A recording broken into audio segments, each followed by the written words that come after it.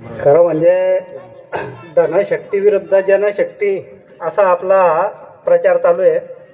त्यामुळे गर्दी नसली तरी पण एक एक मनसे सैनिक स्वतःला एक 100च्या बरोबर तरी समजू शकतो. बाकी आपण त्या धनशक्ती विरुद्ध जनशक्ती हा प्रचार आपला चांगल्या पद्धतीने चालूच आहे.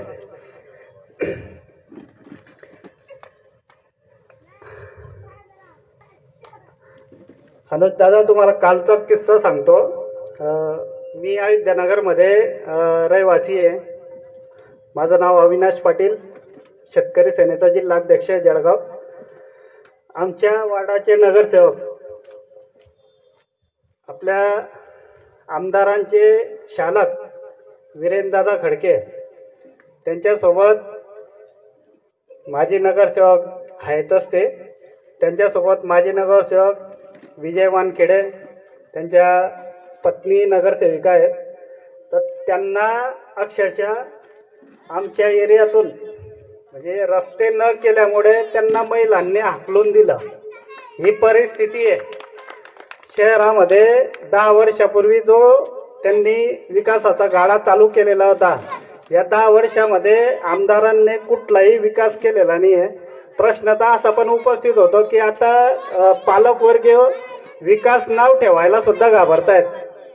कारण की यांनी जे आश्वासन दिले होते आपल्याला की आम्ही मूलभूत सुविधा देऊ, आम्ही शहरामध्ये नवीन MIDC आणू, आम्ही नवीन उद्योग आणू, बेरोजगार तरुणांना चांगल्या नोकऱ्या देऊ, पण ह्या कुठल्याही प्रश्नांना आतापर्यंत 10 वर्षामध्ये आमदारांनी पाहिजे तसं काम केलेलं नाही आहे. मूलभूत सुविधांच्या बाबतीत बोलायचं म्हटलं तर 10 वर्षापूर्वी पण जीच परिस्थिती होती तीच परिस्थिती आपल्याकडे आजच्या तारखेत पण आहे. तुम्हाला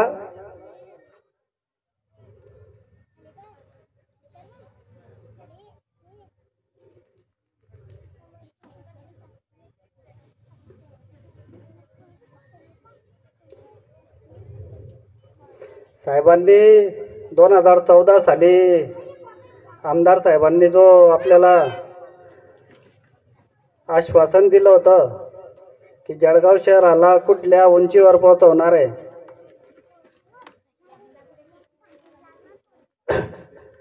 ही लोकमत पेपरची जाहिरात आहे 2014 सालाची. त्यामध्ये चीड येते ना खड्ड्यांची अशी हेडलाईन आहे. पण आता पण परिस्थिती तीच आहे, कारण आपल्यालाही खड्ड्यांची चीड येते. आता 10 वर्षापूर्वी ज्या निवडणुका तुम्ही खड्ड्यांवर रस्त्यांवर निवडणुका लढल्या होत्या, त्या परिस्थितीवर आता पण निवडणुका लढतोय आपण. मग बदल काय केला तुम्ही 10 वर्षामध्ये? बरोबर. आज जर का तुम्ही 10 वर्षानंतरही आम्हाला त्याच परिस्थिती त्याच प्रश्नांचा आम्हाला जर का वारंवार सांगतायत किंवा आम्ही ते जे रस्ते आहेत, गटरी आहेत किंवा मूलभूत सुविधांमध्ये जे काही पाणी प्रश्न असेल हे चांगले करू, तर आतापर्यंत जे 10 वर्ष तुम्हाला मिळालेले होते मग त्यावेळेस का तुम्ही गोट्या कवडे खेळत होते का? आपले जिल्ह्याचे पालकमंत्री असतील किंवा जिल्ह्याचे प्रमुख नेते असतील, यांनी ज्या प्रश्नांना सुरेशदादा जैन यांना ज्या पद्धतीने त्या वेळेस सांगितलं होतं की सुरेशदादा जैन यांनी नवीन उद्योग येऊ दिले नाही, सुरेशदादा जैन यांनी चांगल्या सुखसुविधा उपलब्ध करून दिल्या नाही. आता 10 वर्षामध्ये यांनी सत्तेमध्ये असताना सुद्धा कुठल्या सुखसुविधा आपल्याला उपलब्ध करून दिल्या आहेत की 10 वर्षामध्ये आपल्याला मूलभूत सुविधांपासूनच आपल्याला वंचित राहावं लागलंय. आणि आपण कुठल्या सुविधांच्या गोष्टी करतोय? महापालिकेमध्ये सत्ता यांची, केंद्रामध्ये सत्ता यांची, राज्यामध्ये सत्ता यांची, तरी पण निधी उपलब्ध होत नव्हता. म्हणजे कुठंतरी आमदार कमी पडतोय. आमदाराच्या निधी आणण्याचा जो काही ताकद होती ती कमी पडते. आमदारांनी आम्हाला आश्वासन देण्यापेक्षा ते आश्वासन पूर्ण केलं असतं तर आमदारांना साड्या वाटण्याचा कार्यक्रम, भांडे वाटण्याचा कार्यक्रम, इतर समाजांना जे काही आता आम्हीच दाखवलं जात आहे की तुम्हाला आम्ही सभागृह बांधून देऊ, तुम्हाला आम्ही देणग्या स्वरूपात जे काही मंदिरं वगैरे जे बांधले जात आहेत त्याच्यासाठी आम्ही देणग्या देऊ, हे करण्याची गरज पडली नसती आमदारांना. आज राष्ट्रीय पक्ष आहे, राष्ट्रीय पक्षाला रोजंदारीवर मजूर वर्ग आणावा लागतोय.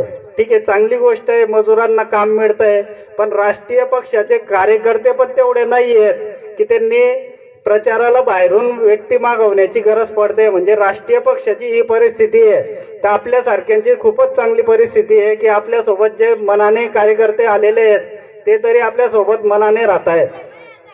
आपल्या जिल्ह्याचे नेते म्हटले जातात, मुलुक मैदान तो पालकमंत्री आपले खूप चांगलं काम आहे असं वर्तवणूक जिल्ह्यामध्ये सांगितली जाते. माझ्या मतदारसंघामध्ये आपल्या एखाद्या नटीचं नाव घेऊन ते बोलले होते की तिच्या गालासारखे रस्ते, पण जिल्ह्याची परिस्थिती आणि तालुक्यांची परिस्थिती बघितली तर कुठलाही तालुका घ्या तुम्ही, त्या तालुक्यामध्ये समस्याच आहे. मग तुम्हाला आमदार म्हणून आम्ही कशासाठी प्रतिनिधित्व देतोय? त्यापेक्षा तर तुम्ही घरी बसलेले बरे. तुमचे उद्योगधंदे, तुमचे दारूचे अड्डे, तुमचे ते 2 नंबरचे धंदे, याच्यामध्ये तुम्ही जर का आम्हाला व्यसनी बनवत असाल, आमच्या भाऊ जे काही मित्र परिवार असेल यांना जर का आतापर्यंत जे काही व्यसन तुम्ही लावलेलं होतं आणि अजून येणाऱ्या पिढीलाही तुम्ही व्यसनाधीन करणार असाल तर मग कशाला तुम्हाला आम्ही आमदार म्हणून निवडून द्यायचं? कुठले व्यवसाय आहे यांचे? आपल्या शहरातल्या आमदारांचा व्यवसाय कुठला कोणाला माहिती आहे का? आपले ग्रामीणचे म्हणजे पालकमंत्री त्यांचा व्यवसाय कोणता? कोणालाही माहिती आहे पण बोलण्याची ताकद कोणी करत नाही. ठीक आहे, काय अडचण नाही, पण आपण हे एक समजू शकतो की प्राथमिक सुविधा आपल्याला मिळालेल्या नाही आहे आजपर्यंत. मी माझं लहानपण बेरूनमध्येच गेलेलं आहे, त्याच्यामुळे मला चांगल्या या मूलभूत सुविधांबद्दल बऱ्यापैकी चांगली माहिती आहे. मी 2013 साली महानगरपालिकेच्या निवडणुकीसाठी उभा होतो. या वार्डातूनच उभा होतो. सुप्रीम कॉलनी आहे धनगर हा एकत्र प्रभाग होता त्यावेळेस.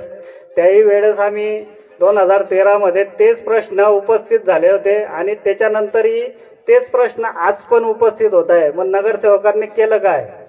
आमदारांनी केलं काय? 10 वर्ष तुम्हाला दिलेले होते, 10 वर्षात तुम्ही करू शकले नाही. मग याच्या पुढे तुम्ही आमच्याकडनं अपेक्षा करूही नका. मतदानाची तर नाहीच नाही, पण तुम्ही आता आमच्याकडनं ही अपेक्षा करू नका तुम्हाला आमदार म्हणून आम्ही निवडून देऊ. आता तुम्ही फक्त तुमचे धंदे आणि तुम्ही बस तेवढं सांभाळा.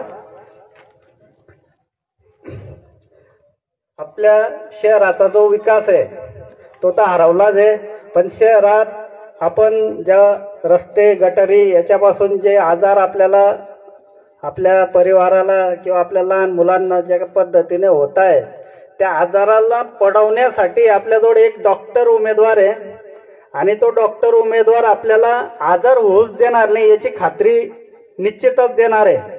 कारण त्यांचा डॉक्टरी पेशा आहे. वडील बऱ्याच वर्षापासून त्यांचा हा व्यवसाय आहे डॉक्टरीचा आणि त्यांच्या माध्यमातून त्यांनी आजपर्यंत बऱ्याचशा रुग्णांना चांगलं करण्याचं काम केलेलं आहे. आता शहराचा जो काही आजारपण बडकावल्या गेलेलं आहे शहरावर, तर त्या आजारपणातून पण आपल्याला इलाज करण्यासाठी डॉक्टरांना संधी दिली पाहिजे आणि त्या संधीचं सोनं डॉक्टर नक्कीच करतील एवढी तुम्हाला ग्वाही देतो आणि माझा 2 शब्द संपवतो. जय हिंद, जय महाराष्ट्र.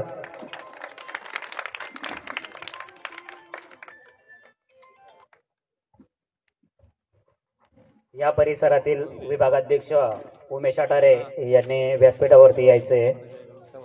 त्यानंतर विशाल तुलापूर व्यासपीठावरती यायचे.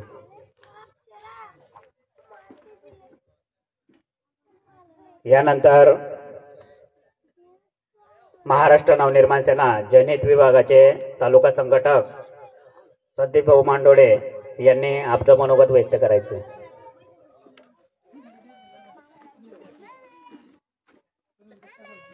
संदीप भाऊंसाठी टाळ्या उद्या.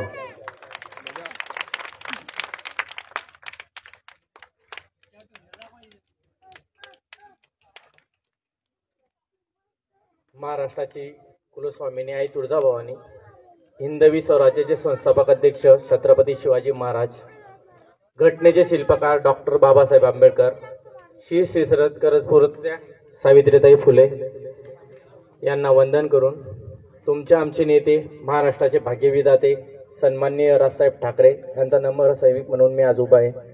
मंचावर उपस्थित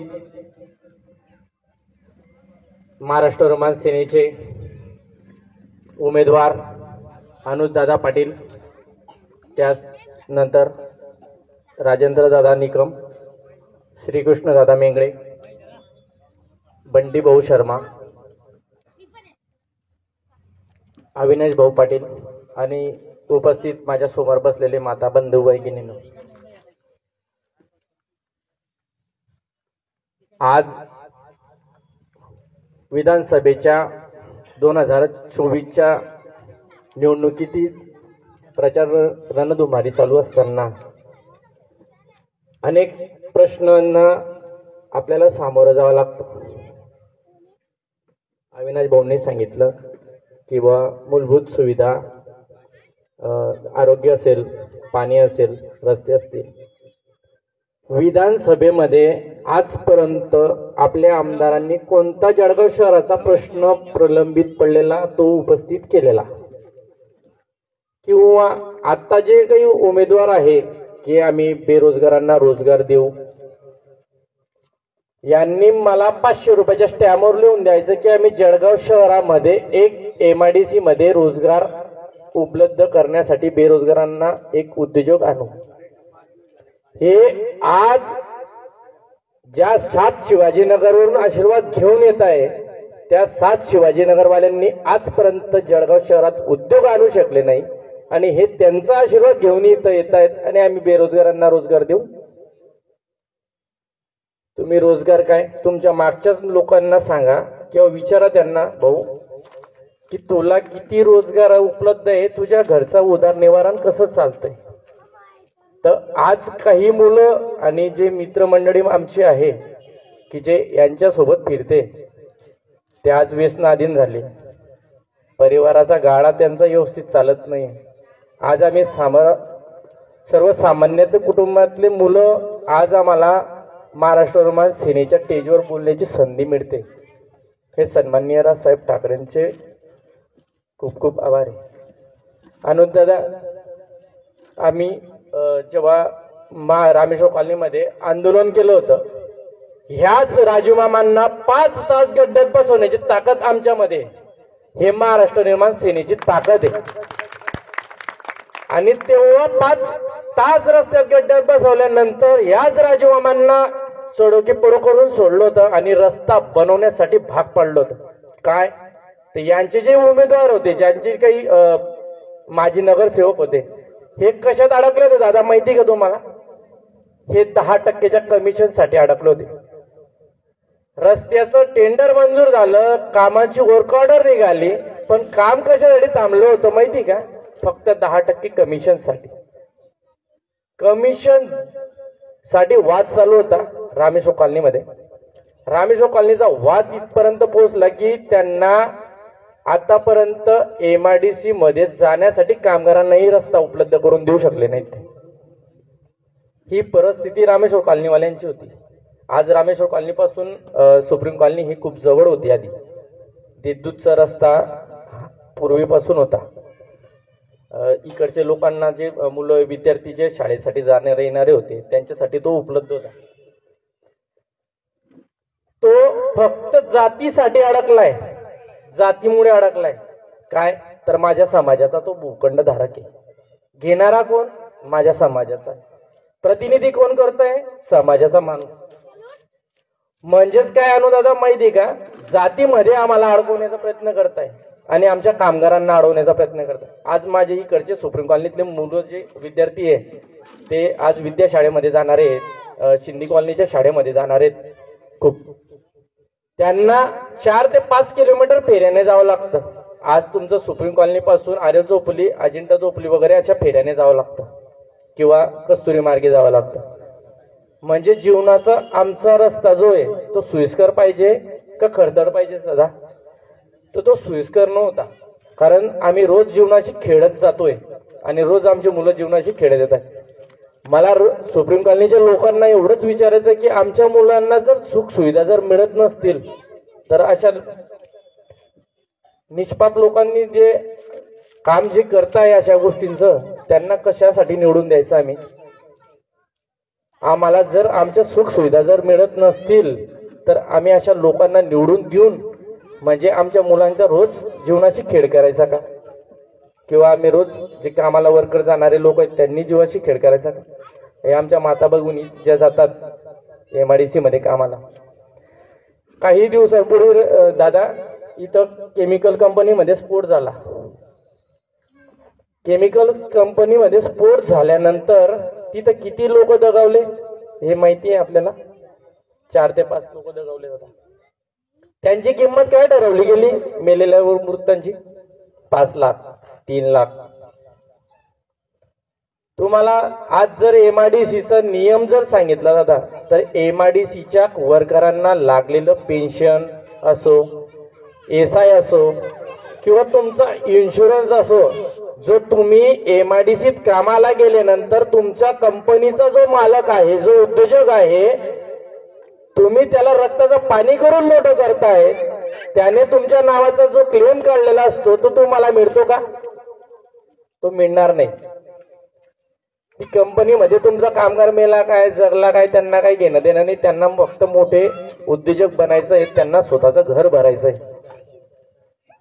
त्यांनी फक्त स्वतःच्या तुंबड्या भरण्यासाठी फक्त हे उद्योजक मोठे काम करतात.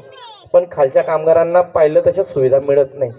कामगारांच्या प्राथमिक सुविधा जे MIDCला असतात ना, अग्निशामक असेल, प्राथमिक सुविधा असतात की दवाखाना असतो दादा, कामगारांच्या मुलांसाठी शाळा असते, कामगारांच्या मुलांसाठी जे कामगार असतात MIDC मध्ये जे उद्योजकांकडे कामाला येणार त्यांच्या मुलांसाठी बाग बगीचे असतात. आपल्या MIDCत आहेत का? आपल्या MIDCत नाहीच आहे. त्याच्यानंतर केमिकल पाणी जे सोडलं जातं MIDCचं, त्याचा त्रास आपल्या नितीन सत्यनगरच्या लोकांना होत नाही का? आज लीड स्कीम सारख्या कंपन्या जर इथं आहे, त्या केमिकल कंपन्यांच्या पाण्याचा इतका वास येतो, दुर्गंधी येते, हे आपल्या जीवनाशी खेळणारच काम करतायत ना.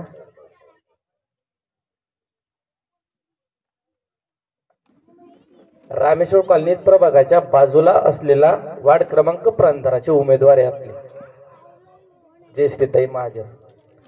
जयश्रीताई महाजनांनी जर कधी 15चा वार्ड सोडून 14 मध्ये काय चाललंय किंवा काय विकास केलाय 2.5 वर्षात त्यांनी सांगावं.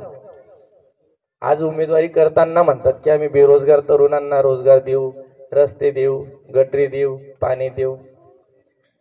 पण त्या जयश्रीताई ज्या दिवशी 14च्या वार्डामधून जात असताना शाळेमध्ये दादा प्राचार्य शाळेमध्ये स्वतःच्या जाताना स्वतःच्या दुचाकीहून पडल्यात, स्वतःच्या दुचाकीहून त्या पडल्या, त्यांचा हात पेचर झाला, त्यांनाही डॉक्टरांकडे जावं लागलं. राजू मामांचे मिसेस ज्या प्रभागाची महापौर राहून गेल्यात, त्या सुद्धा मामा तिथं गड्ड्यात पडले. म्हणजे आमदार गड्ड्यात पडतोय, महापौरांच्याच वार्डात पडतोय, तरी त्यांना डॉक्टरांकडे जावं लागतं. मित्रांनो, फक्त सांगायचं उद्दिष्ट असं आहे की यांना जर सर्वांना डॉक्टरांकडे जावं लागतं तर आपल्याकडे तो उमेदवार डॉक्टरच आहेत. यांचा इलाज करण्यासाठी आपल्याला डॉक्टरांना निवडून द्यावं लागेल. कारण राजकारणात डॉक्टर हे लोक खूप कमी येतात राजकारणात, कारण राजकारणाची किडच येते यांना. कारण काय, राजकारणात आल्यानंतर त्यांना ते बोलावं लागत नाही की बा याच्यावर आरोप करता येत नाही, त्याच्यावर आरोप करता येत नाही. आम्ही आरोप करू शकतो कारण आम्हाला राजकारणाचा पेशा आमच्या घराण्यात आलाय. माझे वडील पहिले राजकारणात होते, समाजकारणात पण होते. पण डॉक्टर साहेब कधीच राजकारणात येऊन असं कोणाला हत्यारोप करतील किंवा अपप्रचार करतील हे करू नाही शकतील. ते करू शकतील, डॉक्टरांच्या बाबतीत खूप काही बोलू शकतील ते, किंवा इतर लोकांच्या बाबतीत खूप काही बोलू शकतील. तर मित्रांनो, फक्त सांगतो इतकंच आहे की राजकारणात आलेले आपले डॉक्टर साहेब आहेत, यांच्यावर इलाज करण्यासाठी आपल्या डॉक्टर साहेबांना आपल्याला निवडून द्यायचं आहे.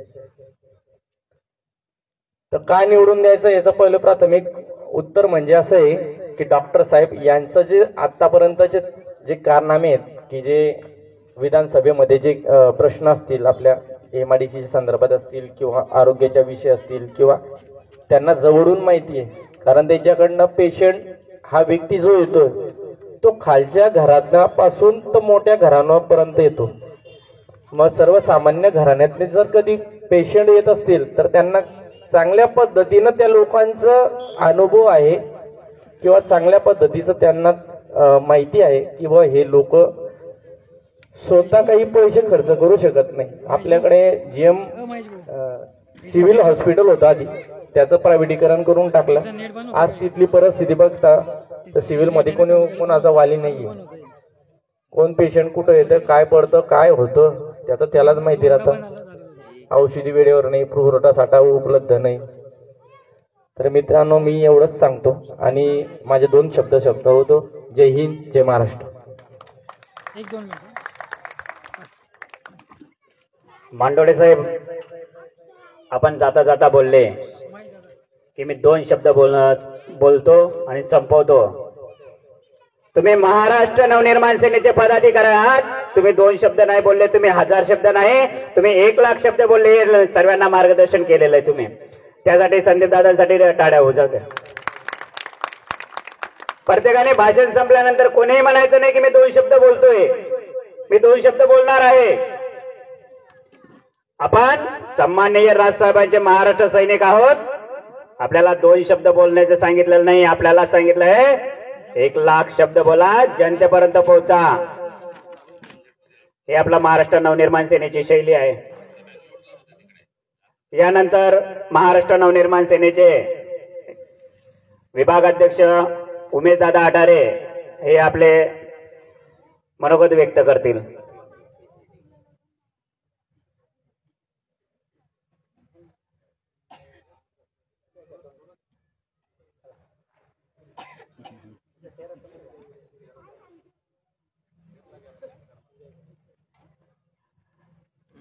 यानंतर सतीसेन दाने उपमहानगराध्यक्ष यांनी पण व्यासपीठावरती यायचे. तसेच उपशहराध्यक्ष चेतन भाऊ यांनी पण व्यासपीठावरती यायचे.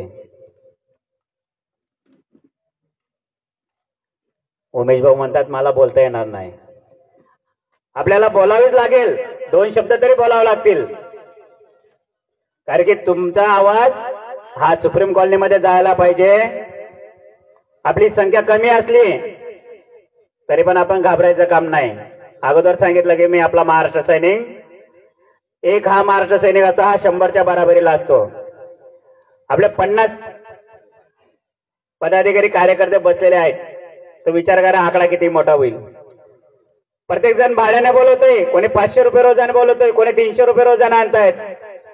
आपल्याला बिना पैशांची संख्या महत्वाची आहे. त्यासाठी उमेशदादा आपल्याला 2 शब्द बोलावेच लागतील. त्यासाठी तुम्ही व्यासपीठावरती या आणि प्रत्येकाला आपलं मनोगत व्यक्त करा.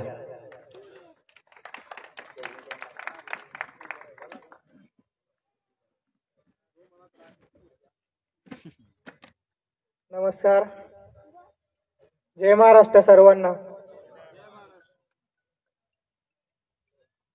अर्ध्याचा मला ओळखतही नसतील. सुप्रीम कॉलनी परिसरातील विभागाध्यक्ष पद आहे माझ्याकडे. उमेश आठरे नाव आहे माझं. बस.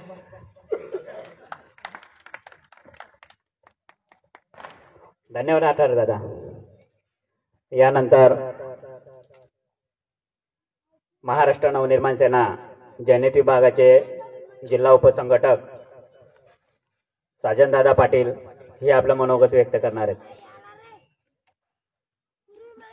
आम के जूस को रस कहते हैं, वो अनुज दादा के लिए ताली ना बजाए उसे कंजूस कहते हैं. महाराष्ट्र नवनिर्माण सेनेचा सन्माननीय राजसाहेब ठाकरे यांचा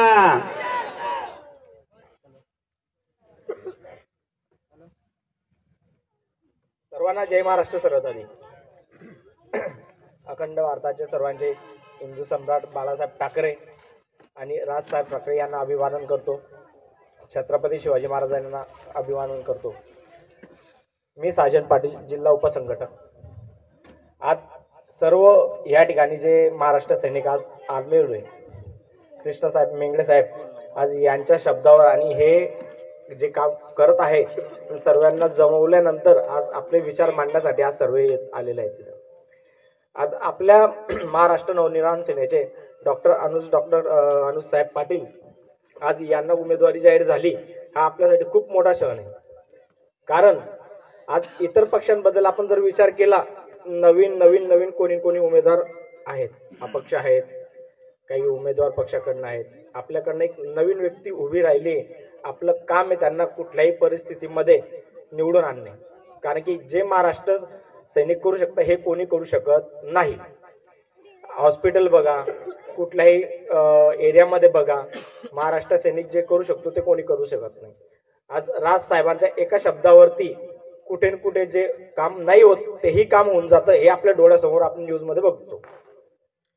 छोटासा एक विषय सांगायचा म्हटलं तर मी एक साधारण व्यक्ती, बँकेत मी काम करतो. पण बँकेत काम करत असताना मला काही अडचणी आल्या तर मी असं एक साधारण व्यक्ती 4 लोकांशी चर्चा करत असतो. पण त्यानंतर ज्या टायमाला मला निकम दादा भेटले आणि त्यांनी महाराष्ट्र नवनिर्माण बद्दल काही सांगितलं, चर्चा झाली की पक्ष काय असतो. मी राज साहेबांना आधीपासूनच फॉलो करत होतो. पण पक्ष काय असतो आणि पक्षाची काय ताकद असते, आपण पक्षासोबत असून कुठले काय कामं करू शकतो हे आपल्याला कळायला हवं. त्या पुढे काही गोष्टी घडत गेल्या, काही गोष्टी माहीत पडत गेल्या. त्या काम करत असताना आज महाराष्ट्र नवनिर्माण सेनेमध्ये आपण काय ताकद निर्माण करू शकतो. जसं की माझ्या एरियामध्ये मी एक शाखा ओपन केली होती. मी 2 लोकांशी घराजवळ कोणाशी बोलणं होत नाही, काही होत नाही, चर्चा होत नाही. पण ह्या वेळेस मी जेव्हा शाखा ओपन केली, सर्वांचा हातभार लागला तर माझ्या गल्लीमध्ये 40 लेडीज, एक 20 माणसं अशा लोकांनी पक्ष प्रवेश केला. तिथल्या नगरसेवकाने लाईट बंद केली होती रात्री 8 वाजेला की शाखा ओपन होते त्या कारणामुळे. तर सर्वांनी महाराष्ट्र सैनिक लोकांनी गाडीचे लाईटर लावून त्या ठिकाणी शाखा ओपन करण्यात आली. आणि जो प्रोत्साहन आज भेटलेला आहे मला इतर पक्षामध्ये कोणालाच भेटणार नाही. जय महाराष्ट्र.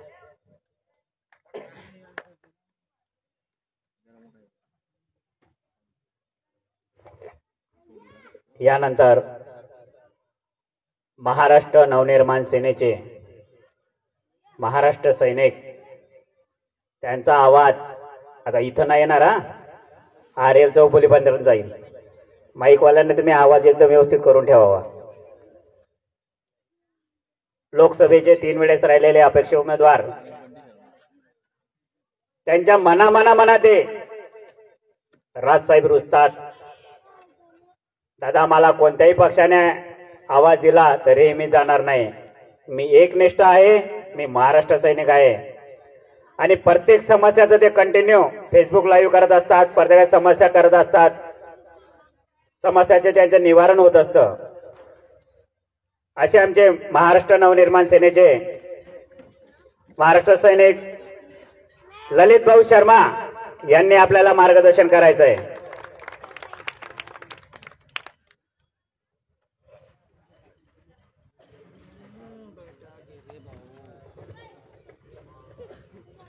नमस्कार करतो. महाराष्ट्राचे आराध्य दैवत छत्रपती शिवाजी महाराजांना वंदन करून हा महाराष्ट्र नवनिर्माण सेनेचा, राजसाहेबांचा एक महाराष्ट्र सैनिक आपण सर्वांना नमस्कार करतो. उपस्थित मान्यवर, उपस्थित समस्त जळगावचे नागरिक, जे नागरिक इथे उभे आहेत त्यांनाही नमस्कार. आणि आमच्या ज्या ताई, मावशी, आजी, काकू, काका जे घरामध्ये बसलेले आहे, ज्यांच्यापर्यंत माझा आवाज या महाराष्ट्र सैनिकाचा जात आहे, त्या सर्वांना पण माझा नमस्कार. जय हिंद, जय महाराष्ट्र. महाराष्ट्र नवनिर्माण सेनेने जळगाव शहरामध्ये एक चांगला शिक्षित उमेदवार डॉक्टर अनुज पाटील दिलेला आहे. त्याचा अनुक्रमांक आहे 1, रेल्वे इंजिन. जळगावकरांनो, जळगाव शहर अनेक समस्येने ग्रासलेला आहे. आज आम्हाला जळगावच्या नागरिकांना एक अनमोल चान्स आलेला आहे परिवर्तनाचा. जळगाव शहर खड्ड्यांमुळे प्रेमच झालेला आहे. जळगाव शहराच्या रस्त्यांचे 12 वाजलेले आहे. जळगाव शहरामध्ये जागोजागी घाणीचं साम्राज्य. आज जो आम्हाला इतका मोठा चान्स आलेला आहे की आम्ही एक चांगल्या व्यक्तिमत्वाला जळगाव शहर सोपवू शकतो, एक सेवकच्या रूपाने ते आमचे प्रिय डॉक्टर अनुज पाटील. तर जळगावकरांनो, यावेळेस या परिवर्तनाच्या नांदीमध्ये आपलं अनमोल मत वाया घालवू नका.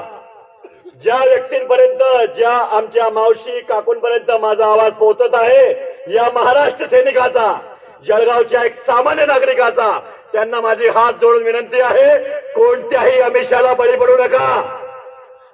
जोही तुम्हाला आमिष देत आहे तो 5 वर्ष तुम्हाला गप्प करून टाकेल, तुमचा आवाज बंद करेल.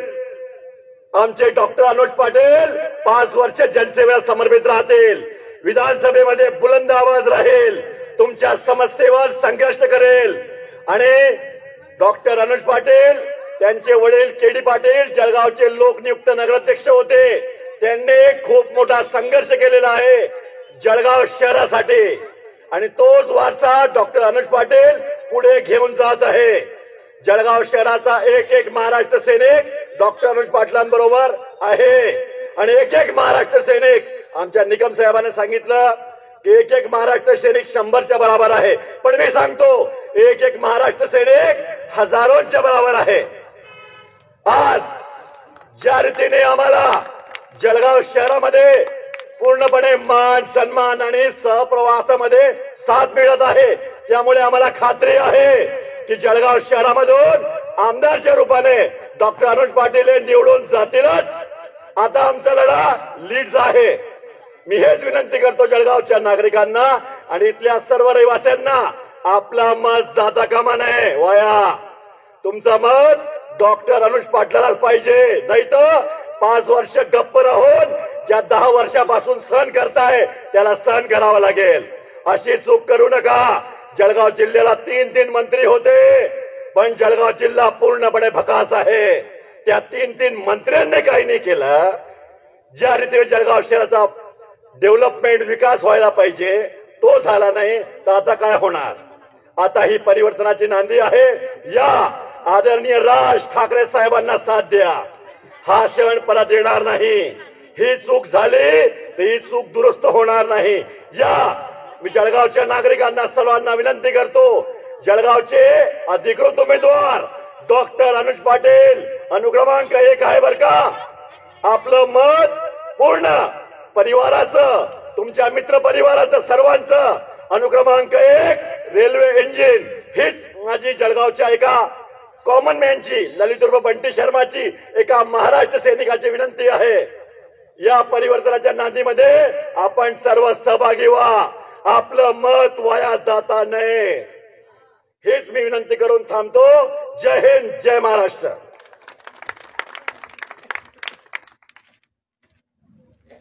धन्यवाद शर्मा साहेब. यानंतर महाराष्ट्र नवनिर्माण सेनेचे शहर उपाध्यक्ष चेतन पवारदादा हे आपलं मनोगत व्यक्त करतील. प्रत्येकाला वेळ आहे, तुम्ही जेवढा वेळ घ्याल तेवढा चालेल, कारण की आपले प्रमुख पाहुणे यायला अर्धा तास आहे. तोपर्यंत आपले जेवढे पण तुमच्यामध्ये कधी कोणाला बोलायचं असेल तर त्यांनी पण नाव देऊ शकतात, त्यांना पण बोलण्याची संधी मिळेल. चेतन दादा यांनी आपले मनोगत व्यक्त करावे. नमस्कार मित्रांनो. हॅलो, जय महाराष्ट्र. हिंदवी स्वराज्याचे संस्थापक छत्रपती शिवाजी महाराज, भारतीय राज्यघटनेचे शिल्पकार डॉक्टर बाबासाहेब आंबेडकर यांना अभिवादन करून मी भाषणास सुरुवात करतो. मला विचारायचं असं आहे की सुप्रीम कॉलनी हा परिसर जळगाव शहरापासून वेगळा आहे का? कारण की इकडे रस्त्यांची दुरावस्था खूप खराब आहे, इकडे लक्ष दिलं जात नाही. दुसरा प्रश्न असा की ते जो रोजगार वर्ग आहे यांच्या अकाउंटला पेमेंट येतं का? यांना त्याच स्वरूपात पगार दिला जातो, रोख पगार दिला जातो, आणि तो पगार पण त्यांना 300 रुपये रोजाने दिला जातो. तर त्यांना अडचणी येतात. कुठे कुठे लोन घ्यायला जायचं म्हटलं तर त्यांना लोन मिळत नाही. मग एखाद्या सावकाराकडून त्यांना कर्ज घ्यावं लागतं, आणि ते कर्जाचं जे व्याजदर असतं 10%, 20%, त्याच्या मनमानी कारोबाराने चालतं ते. मग त्याला ते पैसे परत फेड करताना त्याच्या नाके नऊ येतात आणि शेवटी तो आत्महत्या हा पर्याय निवडतो. मग सर्वात मोठा जो आपल्याकडे जी समस्या आहे रोजगाराची, त्याच्यावर आपल्या आमदार साहेबांनी लक्ष दिलं पाहिजे होतं, पण त्या आतापर्यंत दिलेलं नाहीये. जळगाव शहरातले सर्व जे आहेत तरुण वर्ग, आपण बघणार तर घटस्थापना आली की तो रिक्षा घ्यायला जातो लगेच रिक्षाच्या याला शोरूमला, कोणी नाश्त्याची गाडी टाकून देतं, कारण की रोजगारच उपलब्ध नाहीये ना. ग्रॅज्युएशन झालेले मुलं आहेत ते पण बिचारे तेच करतात, कारण की त्यांच्या डिग्रीनुसार त्यांना रोजगार उपलब्ध नाहीये. का? कारण की आपल्या आमदारांना तेवढा वेळच नाहीये रोजगार आणायला. त्यांना फक्त रस्ते बांधायचे 10%, 20%. 3 महिन्यामध्ये तो रस्ता खराब होतो, परत त्याचं नवीन टेंडर काढलं जातं मेंटेनन्सचं, परत त्याच्यामध्ये 10%, 20%. यावेळेस एवढीच विनंती जळगावकरांनो, आपण सर्व साधारण नागरिक आहोत. आपल्या पुढच्या उज्ज्वल भविष्याकरिता अनुज कृष्णा पाटील हे आपले मनसेचे उमेदवार आहेत, शिक्षित आहेत. त्यांना आपल्या म्हणजे ते शून्यातून वरती आलेले लोक आहेत. तर माझं असं वैयक्तिक मत आहे की आपण 1 नंबर दाबून त्यांना यावेळेस मतदान करावं, की जेणेकरून या अडचणी आपल्याला सॉल्व्ह होतील. दुसरी गोष्ट, मतदान करताना आपल्याला आमिष खूप दाखवले जातील. घ्या, नकार नका देऊ. कारण की जे 1500 रुपये आता सध्या मिळत आहे ते कदाचित इलेक्शन झाल्यानंतर 2100 रुपये मिळतील अशी अफवा पसरवली जाते. पण ते 2100 रुपये मिळतील नाही मिळतील तो पुढचा प्रश्न. पण आता जे 1500 रुपये मिळत आहे ते तर घ्याच, पण मतदान मनसेला करा. कारण की आम्ही कुठल्याही प्रकारचा आमिष दाखवत नाहीये.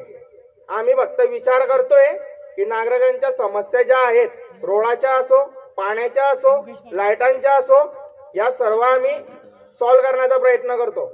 आम्ही सत्तेत नसल्यावर पण नुसतं आम्ही निवेदन जरी दिलं तरी त्या गोष्टीवर निराकरण केलं जातं. त्यामुळे एकच विनंती आहे की आम्ही आमिष नाही दाखवते, आम्ही कामं करतोय सत्तेत नसल्यावर पण. तर सत्तेत आल्यानंतर चांगल्या प्रकारे कामं करू आणि जळगाव शहरासाठी अनुजदादांच्या माध्यमातून रोजगारासाठी प्रयत्न केला जाईल, ही 100% हमी आम्ही देतो. त्यामुळे जळगाव शहरातील आणि सुप्रीम कॉलनीतील हा भाग मला जरी वाटतो की जळगाव शहरापासून वेगळा आहे, कारण इकडे लक्ष दिलं जात नाही, त्यामुळे असं वाटतं, म्हणून मी बोलतोय क्लिअर काय ते. तर इकडच्या नागरिकांनी जळगाव शहराला जोडण्यासाठी मतदान करावं आणि अनुजदादांना निवडून आणावं, हीच नम्र विनंती. एवढं बोलून मी माझं भाषण संपवतो. जय महाराष्ट्र.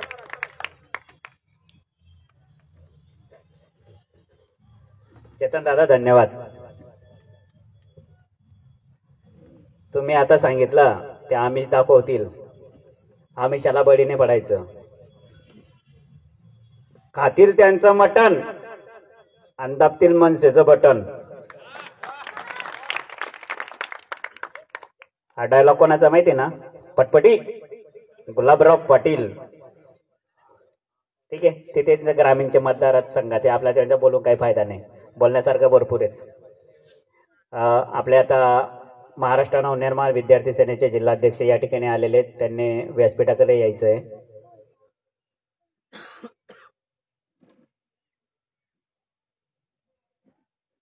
यानंतर मनोगत व्यक्त करण्यासाठी महाराष्ट्र नवनिर्माण सेनेचे उपशहर अध्यक्ष सतीश सेंदाने यांनी आपलं मनोगत व्यक्त करायचं आहे.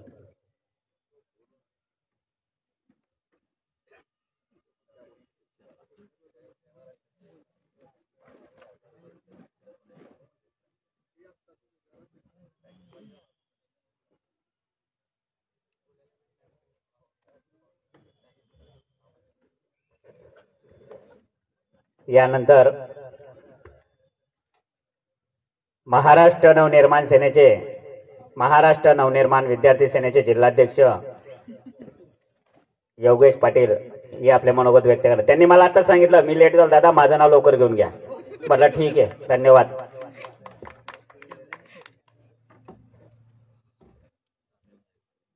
आदरणीय व्यासपीठ व आमचे अधिकृत उमेदवार अनुजदादा पाटील, मी माझे 2 शब्द चालू करतो, कारण की माझी आज बोलण्याची खरंच इच्छा नव्हती, म्हणून मी एकदम कोपऱ्यात येऊन बसलो होतो. पण राजीव दादा असे ते कोणत्याही कोपऱ्यात बसा, तिथून माणसाला उठवता म्हणजे उठवता. याच्या पुढे वाचून राहावं लागेल राजूदादांपासून. मी इतकंच सांगतो, गेल्या पंचवार्षिकला मामांनी एक पॉम्पलेट काढलं होतं की तुम्हाला खड्ड्यांची चीड येते का. तेच मामा खड्ड्यांमध्ये पडले तरी मामांना अजून त्या खड्ड्यांची आठवणच येत नाही. मनसेनी खड्ड्यांवर आंदोलनं केली तरी मामा अजून बी खड्डेच बघतोय. नंतर आपण आपल्या जळगाव जिल्ह्यात MIDC ही सर्वात पहिले चालू झाली होती. औरंगाबादपेक्षा संभाजीनगरपेक्षा पहिले आपल्या जळगाव जिल्ह्यात MIDC आली. पण आपल्याकडे आपला कुठल्याच आमदाराने तिथे आपल्या मुलांकरता नोकरी करता कुठलीच कंपनी आणल्या नाही. आपल्या MIDC मध्ये येतात तर काय येतात, पाईप, ठिबक आणि चटई लाईन. का मुलांनी हेच करावं. एवढ्या चांगल्या चांगल्या कंपन्या जर संभाजीनगर सारख्या शहरामध्ये निर्माण होऊ शकता तर आपल्या जळगाव जिल्ह्यात का नाही. 35 वर्ष दादांनी घेतले, 15 वर्ष मामांनी घेतले. आता आपल्याकडे पर्याय म्हणून अनुजदादा सारखा पर्याय तर तो का आपण नाही घेत. उच्च शिक्षित आहे, डॉक्टर आहे, डॉक्टर दारूवाला पाहिजे का दवावाला पाहिजे, आता हे लोकांनी ठरवायचंय. मी इथेच थांबतो. जय हिंद, जय महाराष्ट्र.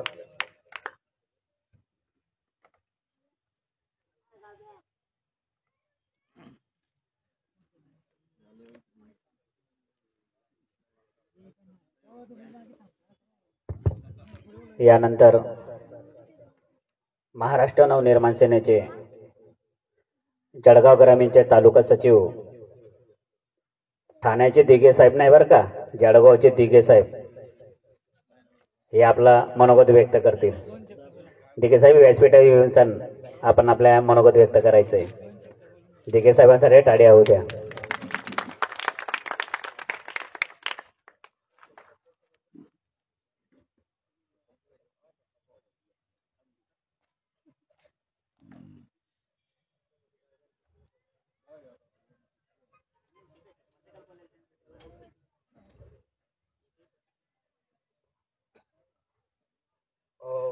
आवाज येतोय तुम्हाला माझा व्यवस्थित? हा, मला एवढं काही बोलता येत नाही. मागाशी खासदारकीच्या वेळेला मी तुमच्याकडे आलो होतो सुप्रीम कॉलनी परिसरामध्ये. त्यावेळेला सुप्रीम कॉलनीतील लोकांनी आम्हाला एक समस्या त्या ठिकाणी सांगितली होती. ज्या वेळेला आम्ही युतीमध्ये थोडा मी पाठिंबा देत होतो मोदी साहेबांना खासदारकीच्या वेळेला, त्यावेळेला रिपीट करतो, सुप्रीम कॉलनीतील लोकांनी आम्हाला एक समस्या सांगितली होती. ते मी अनुजदादांकडे ती समस्या सांगतो आणि ते त्याच्यावरती लक्ष देतील असे मी त्यांना विनंती करतो. तर समस्या अशी होती की हा जो रस्ता आहे, निगडे साहेब, हाच रस्ता आहे ना, हा जो रस्ता आहे हा बऱ्याच दिवसापासून असाच आहे. मागच्या खासदारकीलाही त्यांनी विनंती केली आणि त्यांनी भरघोस मतं आम्हाला त्या ठिकाणी आमच्या पदरी आमच्या याच्याने पाठिंब्याने यांना दिले, BJPना, स्मिताताई वाघना, आणि त्या भरघोस मतांनी निवडून पण आल्या. तर त्यांच्याशी तर बोलणं अजून चालूच आहे, तोपर्यंत इलेक्शन लागलं. पण त्यांनी जर ते काम नाही केलं तर आमच्या अनुजदादांना आमची विनंती आहे की तेवढं आमचं तुम्ही काम करून द्यावं सुप्रीम कॉलनीच्या लोकांचं, आम्ही तुम्हाला भरघोस मतांनी निवडून देऊ असे मी सुप्रीम कॉलनीच्या लोकांनाही विनंती करतो आणि अनुजदादांनाही विनंती करतो. आणि माझे 2 शब्द याच ठिकाणी मी संपवतो. धन्यवाद.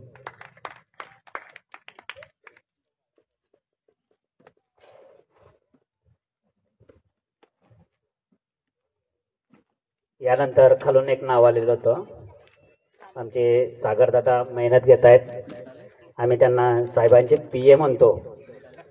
आता आम्ही तर PA म्हणतो, पण खरंच 23 तारखेनंतर ते PA व्हायलाच पाहिजे ही आमची त्यांच्याकडून अपेक्षा आहे. यानंतर मकरंद चौधरी सामान्य नागरिक आहेत, हे आपला मनोगत व्यक्त करणार आहेत. माणसाचा जोश वाढवण्यासाठी टाळ्यांचा आनंद मिळाला पाहिजे.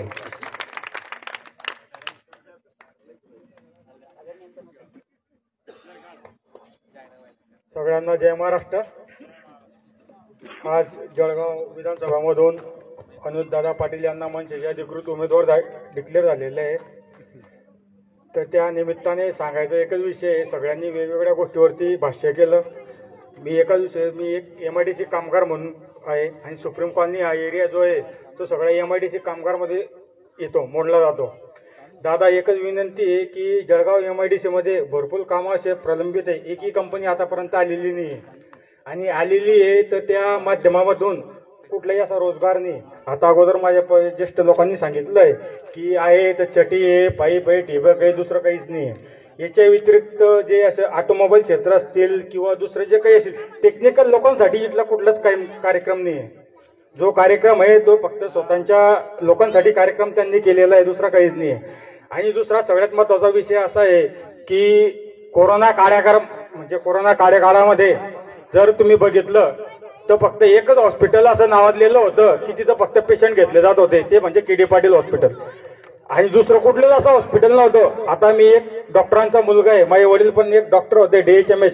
माझ्या ओळखीचे बरेचसे असे हॉस्पिटल होते की तिथं म्हणजे माझ्या ओळखीनं कोणाला तरी ऍडमिट करलं होतं.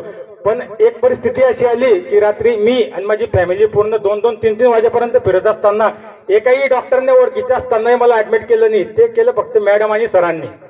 कोरोना काळामध्ये इतकं नावाजलेलं हॉस्पिटल असं होतं की अहोरात्र त्यांनी मेहनत केलं. मी 20 दिवस ऍडमिट होतो मॅडमकडे. 20 दिवसामध्ये जवळजवळ माझी 3दा निगेटिव्ह टेस्ट आली, एकदा पॉझिटिव्ह आली. तरी मॅडमने कुठलंही असं हे न करता की मला ऍडमिट केलं की बाबा तू असा कोरोना पॉझिटिव्ह आहे किंवा तुझं काही पॅकेज द्यावा लागेल, असा कुठलाही काही विषय नव्हता. सांगायचा एकच विशेषतः आहे असं की बाबा यांनी कुठल्याही पॅकेजला म्हणजे ॲमेज न बरसता की तुम्ही सांगा बा पेशंटचे जे केलं समाजकारण तर केलंच, पण त्या कारण समाजकारणासोबत राजकारणाची गरज आहे. म्हणून अधिकृत उमेदवार म्हणून आता मनसेने डॉक्टरांना संधी दिलेली, ते संधी आपल्याला वाया जाऊ द्यायची नाहीये. म्हणून येणाऱ्या काळात डॉक्टरांना भरघोस मतांनी आपल्याला विजयी करायचं आहे. या माध्यमातून मी तुम्हाला फक्त एक विनंती करतो, एक सामान्य कार्यकर्ता, एक सामान्य जळगावकर म्हणून मी तुम्हाला विनंती करतो, मी कुठल्याच पक्षाचा नसतानाही मी डॉक्टरांच्या याला इतकं अनुरूप झालो की इतकं त्यांच्या मागे मला परावं लागतंय की मी सांगू नाही शकत. डॉक्टरांचे अनंत उपकार आहे, माझ्यावरतीच नाही पण जळगावकरांवरती उपकार आहे. मॅडम आणि सरांनी जे आपल्यासाठी जळगावला दिलंय ते भरघोस आहे. फक्त दादा आता एक MIDCचा प्रलंब तेवढा आहे ते तुम्ही तेवढा करा. फक्त ते MIDCच्या माध्यमातून दादा सुप्रीम कॉलनीचा आपला जो परिसर आहे हा सगळा MIDC मध्ये, तर दादा नक्कीच काहीतरी आपल्याला MIDC मध्ये करतील. मी जास्त काही भाष्य करत नाही, एक माझ्यापेक्षा मान्यवर मोठे येत आहे. मला संधी दिली बोलण्याची त्याबद्दल मी धन्यवाद.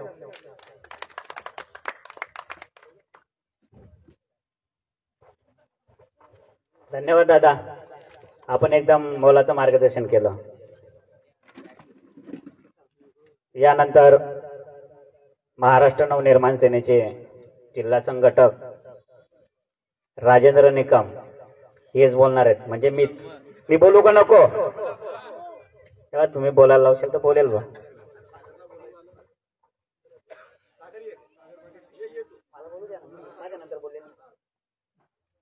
बघा मला बोलू देत नाही, ते सूत्रसंचालनच करा म्हटलं. मी बोलायचं का? कुठपर्यंत आवाज जायला पाहिजे? मामांच्या घरापर्यंत का मेहरून पर्यंत? महाराष्ट्राचे आराध्य दैवत छत्रपती शिवाजी महाराज, भारतीय घटनेचे शिल्पकार डॉक्टर बाबासाहेब आंबेडकर, तुम्हा आमाचे महाराष्ट्र नवनिर्माण सेनेचे संस्थापक अध्यक्ष सन्माननीय राजसाहेब ठाकरे, अमितसाहेब ठाकरे, व्यासपीठावर उपस्थित महाराष्ट्र नवनिर्माण सेनेचे उमेदवार डॉक्टर अनुज कृष्णा पाटील दादा, मनसेचे उपशहर अध्यक्ष, जिल्हा संघटक, शहर संघटक, व्यासपीठावरती बसलेले सर्व मान्यवर आणि समोर बसलेले सर्व महाराष्ट्र नवनिर्माण सेनेचे पदाधिकारी, कार्यकर्ते, माता भगिनी. आता चालू आमच्या दिघे साहेबांनी एक विषय काढला रस्त्याचा. हा रस्ता जातो उमाळ्यामध्ये, उजाड कुसुंब्यामध्ये. दादा तुम्हाला माहिती असेल 3 वर्षापूर्वी कुसुंबा आणि उमाळा हे एकच गाव आहे. हा विषय ग्रामीण भागाचा आहे, पण शहरी भागामधून रस्ता जाणार आहे. या रस्त्याचं मी पूर्ण कागदपत्रे सर्व काढलेलं होतं. हा रस्ता बनून गेलेला आहे आणि याचे पैसे कमीत कमी 50 लाख रुपये यांनी खाऊन घेतलेले आहेत. तो कॉन्ट्रॅक्टर कोण आहे तो मला माहिती नाही, पण त्याच्या विरोधामध्ये मी उपोषण केलेलं होतं 1 दिवसाचं. ते उपोषण केल्यानंतर हा इथून तो उजाड कुसुंबा या गावापर्यंत त्यांनी रस्ता करून दिला, तो पण साधारण केलेला, पक्का केलेला नाही. यानंतर त्यांना महाराष्ट्र नवनिर्माण सेनेची ताकद दाखवली जाईल की हा रस्ता कसा होत नाही. यासाठी आपल्याला एकजूट करावं लागतं मित्रांनो. महाराष्ट्र नवनिर्माण सेनेचे पदाधिकारी असे असतात, ज्या कामामध्ये लक्ष दिलं ते कधीही अपूर्ण सोडत नाहीत. विषय राहिला मान्यारखेड्याचा. मण्यारखेड्यामध्ये पाण्याची समस्या होती. आम्ही विविध प्रश्नांवरती आंदोलन केले. आपले जळगावचे पालकमंत्री, पाणी पुरवठा मंत्री आदरणीय गुलाबराव पाटील साहेब हे आपले जळगावचे पाणी पुरवठा मंत्री असल्यापासून सुद्धा त्यांनी जळगावकरांना पाण्याची मूलभूत सुविधा दिली नाही आणि सांगतात मी पाणीवाला बाबा आहे, मी कोणालाही उपाशी ठेवणार नाही. अरे आपण बघताय की तुमचा जो मतदारसंघ आहे धरणगाव तालुक्यातील, या ठिकाणी सुद्धा आपण पाणी दिलेलं नाही. हा विषय याच्यासाठी काढला मी, त्यांचा मतदारसंघ वेगळा, हा मतदारसंघ वेगळा आहे. त्यांचा जळगाव ग्रामीण मतदारसंघ आहे, आपल्याला जळगाव मतदारसंघाविषयी बोलायचं आहे. हा विषय सन्माननीय नेते या ठिकाणी पोहोचलेले आहेत. सर्वांसाठी टाळ्या द्या. मनसेचे नेते ऍडव्होकेट जयप्रकाश बाविस्कर साहेब या ठिकाणी आलेले आहेत. जिल्हाध्यक्ष जमीलभाई देशपांडे या ठिकाणी आलेले आहेत. त्यांचा टाळ्या वाजून सत्कार करायचा आपल्याला.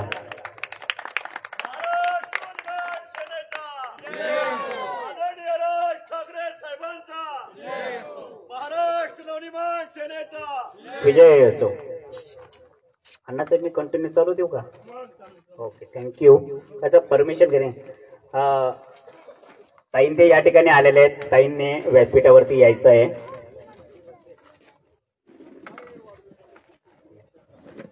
बरं मी कंटिन्यू करतो. मणियारखेडापर्यंत आलेलो होतो, नाही तर माझ्या गाडी पण चिरून जाईल, कारण मला आता कमी ओव्हरमध्ये जास्ती रन काढायचे. तर या ठिकाणी आम्ही मोर्चाचं आयोजन केलं. पहिल्या दिवशी सांगितलं आम्ही की तुम्ही आम्हाला पाणी द्या. पाणीवाले बाबांना युगो. मनसेवाल्यांनी कधी आंदोलन काढलं, त्यांच्या आंदोलनाला कधी यश आलं तर मनसे मोठी होऊन जाईल. एक वेळेस जाऊ दिलं, दुसऱ्या वेळेस आम्ही 300 महिला 200-300 पुरुष जिल्हाधिकारी कार्यालयासमोर आम्ही रास्ता रोको आंदोलन केलं. तेव्हा पण त्यांनी आम्हाला पाण्याची सुविधा केली नाही. शेवटी त्यांना एकच पर्याय, यांचं तोंड दाबायचं आहे, तर त्यांनी आम्हाला 18 लोकांवरती केसेस टाकल्या आणि आम्हाला मध्ये टाकलं. एक दिवस आम्ही मध्ये राहून आले. तुम्ही कधी परत आंदोलन केलं तर तुम्हाला तडीपारीची व्यवस्था आम्हाला करावं लागेल, हे धमके देण्याचं काम करतात. परंतु महाराष्ट्र सैनिक सन्मान्य राजसाहेब ठाकरेंनी आम्हाला सांगितलेलं आहे तुम्ही घाबरायचं नाही, केसेस कितीही पडू द्या, आपलं सरकार आले की आपण केसेस काढून टाकू. त्यामुळे आम्ही कोणत्याही गोष्टीला न घाबरता महाराष्ट्र नवनिर्माण सेनेचे महाराष्ट्र सैनिक हे प्रत्येक आंदोलनाला जातात आणि आंदोलन कोणतंही असो त्याला परिपक्व पूर्ण करूनच बाहेर येतात. त्यासाठी वाघनगर परिसरातील नागरिकांना पाणी मिळालं, इतर जागेवरती पाणी मिळालं. परंतु महाराष्ट्र सैनिक कुठपर्यंत जाणार आहेत? प्रत्येकाची आशा महाराष्ट्र सैनिकांकडेच लागलेली आहे. तर महाराष्ट्र सैनिकांकडे आपली आशा लागली तर आम्हाला पण आमचा आमदार मिळू द्या. त्यासाठी महाराष्ट्र नवनिर्माण सेनेचे संस्थापक अध्यक्ष सन्मान्य राजसाहेब ठाकरे यांनी जळगावला उमेदवारी दिली. हे आपलं भाग्य आहे मित्रांनो. आपल्याला उमेदवारी मिळाल्यानंतर आपलं काय काम आहे? प्रत्येक नातेवाईकाला फोन करायचं, प्रत्येकाला सांगायचंय की आमचे डॉक्टर अनुज कृष्णा पाटील या ठिकाणी उमेदवारी लढवत आहेत. लवकरच साहेबांची पण सभा होईल, पण त्यासाठी आपल्याला प्रत्येक ठिकाणी कॉर्नर सभा घेऊन आपल्याला जनजागृती करायची आणि नागरिकांपर्यंत आपलं चिन्ह पोहोचवायचे. आम्ही एवढे भाग्यशाली आहोत की ज्या दिवशी आम्हाला चिन्ह पण मिळालं तर चिन्ह तर आम्ही अधिकृतच आहोत, पण ज्या दिवशी आमचं नाव आलं, जळगावला उमेदवार दिलेले आहेत 29, त्यापैकी आपला नंबर आहे 1 नंबर. आणि थोड्या दिवसापूर्वी पिक्चर पण निघाला होता साहेबांचा 1 नंबर. ज्याला पण जायचंय जे प्रत्येकाने आपल्या घरात जायचं, प्रत्येकाने प्रत्येकाला सांगायचं, आजूबाजूच्या व्यक्तींना सांगायचं, नातेवाईक असो, मित्रमंडळी असो, बाहेरगावावरती जे गेलेलं ते प्रत्येकाला सांगायचं की प्रत्येकानं आपला मतदानाचा हक्क बजावला पाहिजे. तर यासाठी अनुजदादांकडे आमची एकच माफक विनंती राहील की अनुजदादा या ठिकाणी आपले जे जळगावचे नागरिक असतात, जे शिकलेले मुलं आहेत, जे कुशल कामगार आहेत, ते जळगाव सोडून जातात. त्याचं कारण एकच की जळगाव शहरामध्ये फक्त एकच कंपनी आहे. या कंपनीशिवाय रोजगार कोणाला मिळत नाही. MIDC मध्ये कमी रोजगार आहे, रोजगार मिळतो पण 8 आणि 9 हजारावरती आपलं भागत नाही. पेट्रोल तुमचं 105 रुपये झालेलं आहे. शहरामध्ये फिरायचं तर रोजचं 100 रुपयाचं पेट्रोल जाईल. 100 रुपयाचं पेट्रोल गेल्यानंतर 3000 रुपये महिन्याला जातात. आपल्या हातामध्ये काय उरतात? 6000 रुपये. 6000 रुपयामध्ये तुम्ही किराणा करायचा की परिवाराचं शिक्षण करायचं, मुलांना चांगल्या शाळेत पाठवायचं? कोणत्या पद्धतीने आपलं काम होणार आहे? फक्त जळगावचे आमदार खासदार एकच कंपनीला कधी सपोर्ट करत असतील ते अयोग्य आहे. हे त्यांना समजायला पाहिजे. इतर कंपनी का येऊ नाही देत आपल्याकडे? इतर कंपन्या आल्या तर जळगाव मोठं होईल. आता तुमच्या मागे विमान चाललेलं, ते विमानावरती आपल्याला सुद्धा बसायला चान्स मिळेल. 9 हजारामध्ये काय करणार? 6000 होता. 6000 व 3000चा किराणा जाईल. किराणामध्ये मित्रांनो आपलं घर नाही भागत. तर त्यासाठी आपल्याला कंपनी पण येणे गरजेचे आहे. कंपन्या आल्या तर आपल्याला कामगार मिळणार आहे. काम मिळलं तर आपण काहीतरी आपल्या परिवारासाठी चांगले व्यवस्थापन करणार आहोत. त्यासाठी जनतेनं आपल्याला पण महाराष्ट्र नवनिर्माण सेनेला आम्हाला एक वेळेस संधी द्यायची आहे. त्या संधीचं सोनं आम्ही नक्की करणार. तुम्हाला कोणत्याही समस्या असल्या की तुम्ही आमच्याकडे येतात. तुम्हाला पाण्याची समस्या आहे, शाळेची समस्या आहे, तुम्हाला पोलीस स्टेशनची समस्या आहे, दवाखान्याची समस्या आहे, कोणतंही काम असलं की तुम्ही आमच्याकडे येतात. आज माझ्याकडे दादा फायनान्सवाले येऊन गेले की दादा माझं घर खाली करायला लावलेलं आहे त्यांनी. मी त्याच्याशी बोललो. ती DIDCची बाजू नोटीस आलेली, तू घराला हात लावून दाखव. हा माझा मतदार आहे, माझा महाराष्ट्र सैनिक आहे, याच्या घराला हात नाही लावायचं.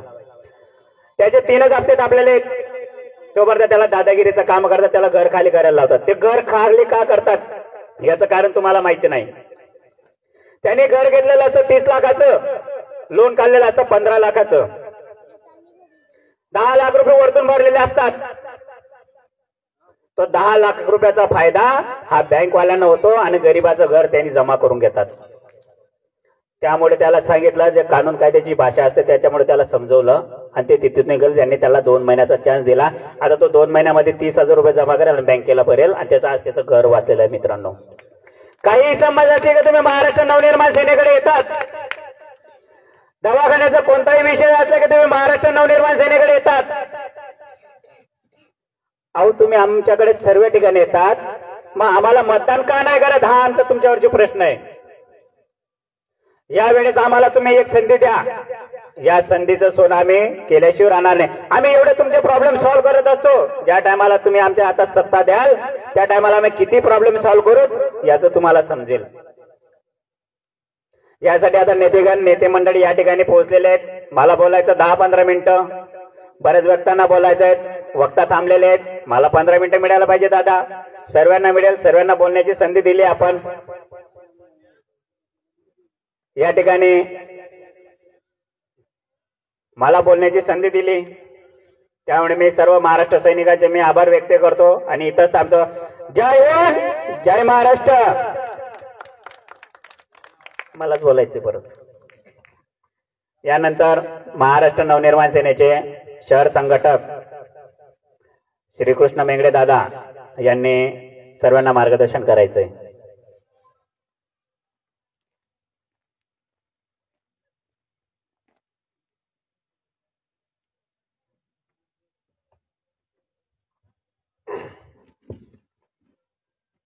छत्रपती शिवाजी महाराज की. आवाज एवढा नाही चालणार. विशाल हसू नका. आवाज छत्रपती शिवाजी महाराज की जमलेल्या माझ्या तमाम मराठी बांधवांनो, बंधू आणि भगिनींनो,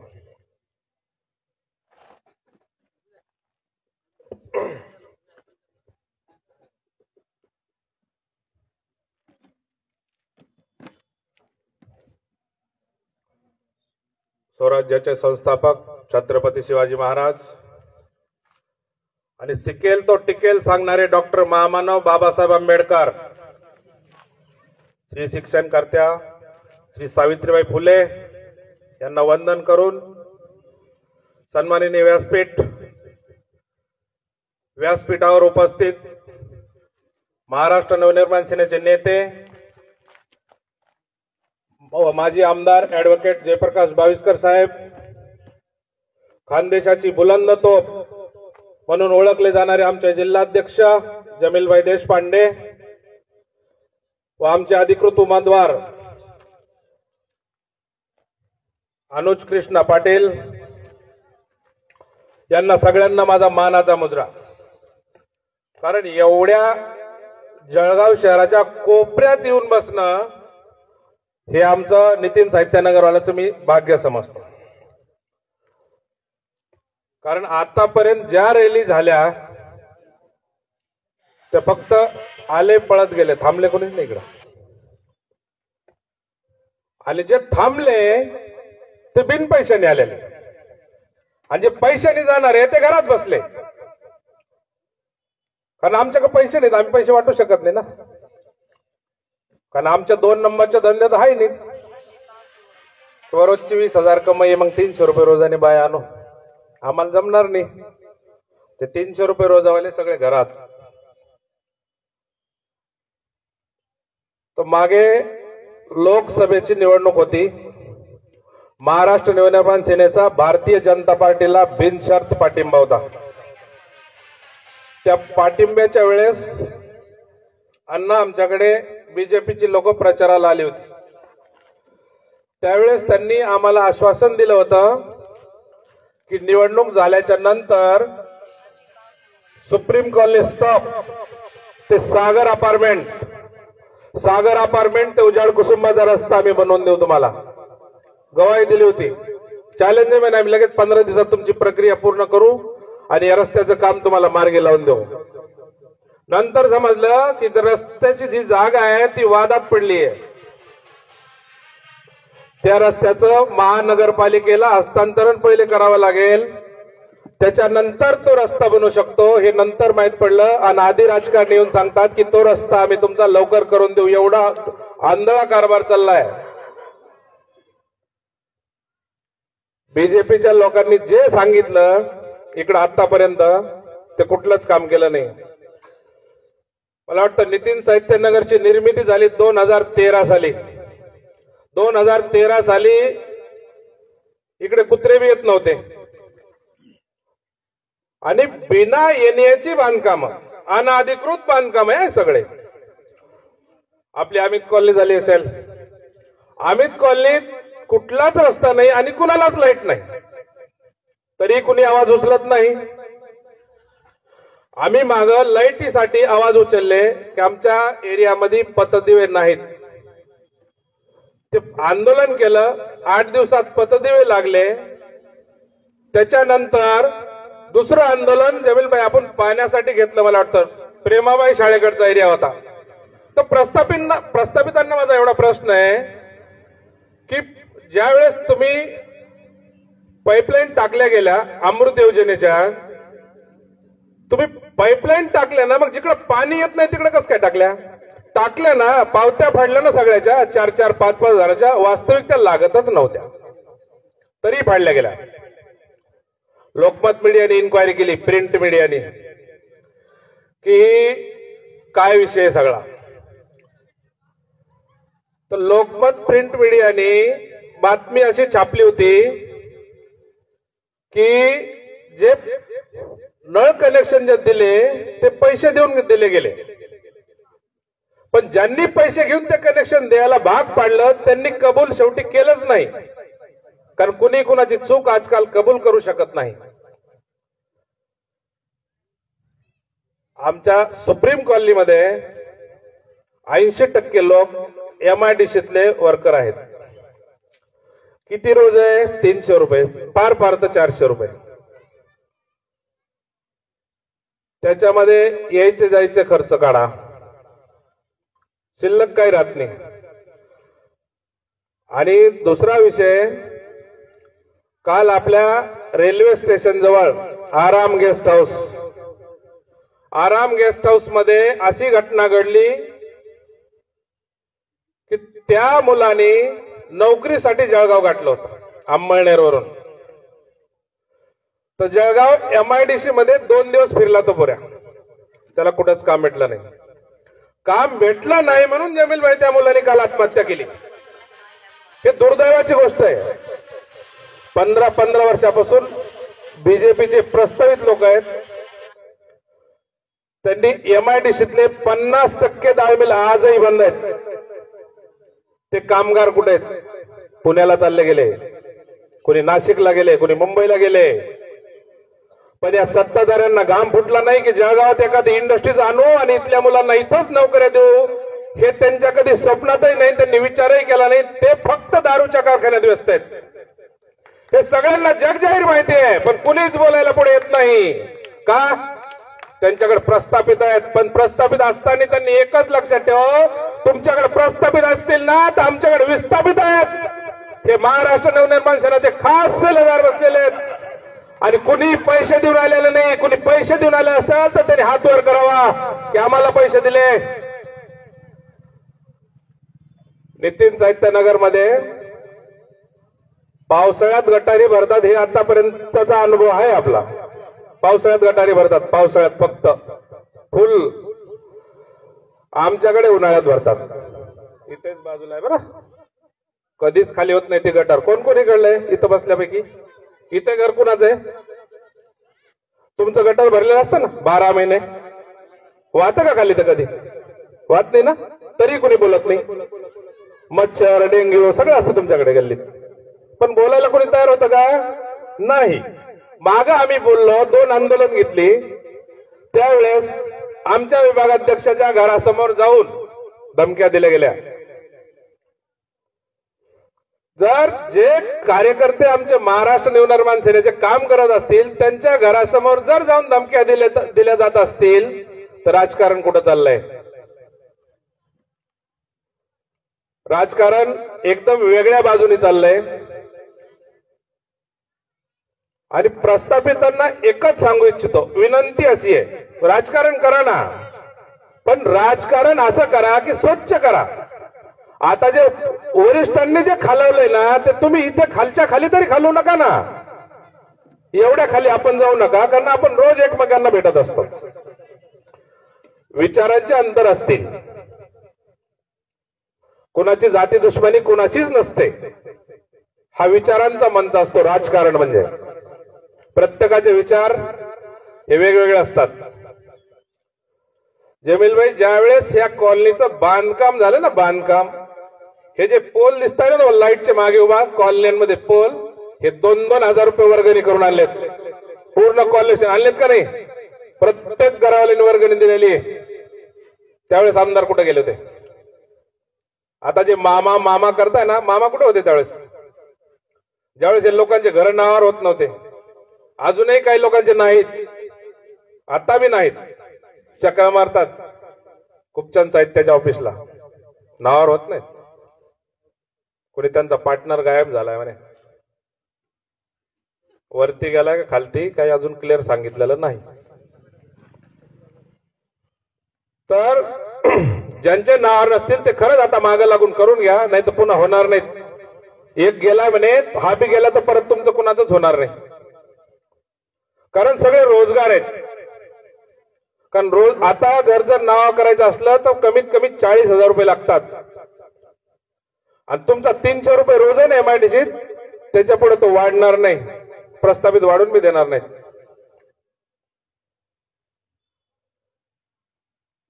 समोर कृष्णानगर मध्ये आमचे विभागाध्यक्ष राहतात उमेश आठारे, त्यांच्या बाहेरून रस्ता काढलाय इथून सरळ, पण त्यांच्या गल्लीत नाही गेला तो. बाहेरच्या बाहेर फरार झाला तो, कुठे गेला माहित नाही, भरूनच दिला नाही का, इकडे मनसेचे लोक राहतात, पडू द्या ती गल्ली.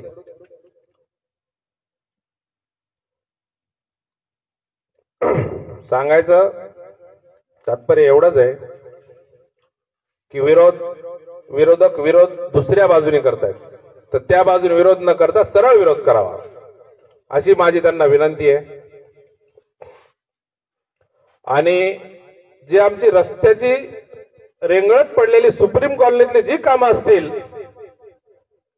ते अनुज दादा आपण आमदार झाल्यावर ते नक्कीच करून द्यावा, अशी माझी तुम्हाला विनंती राहील. आणि दुसरा विषय, मांडोळे साहेब बसले वाटतं इकडं, तुमच्या कामगारांविषयी रस्ता सांगितला होता गिरीश दादांनी, जे आता जे मंत्री आहेत सरकारमध्ये, कामगारांना मधून रस्ता देऊ म्हणे,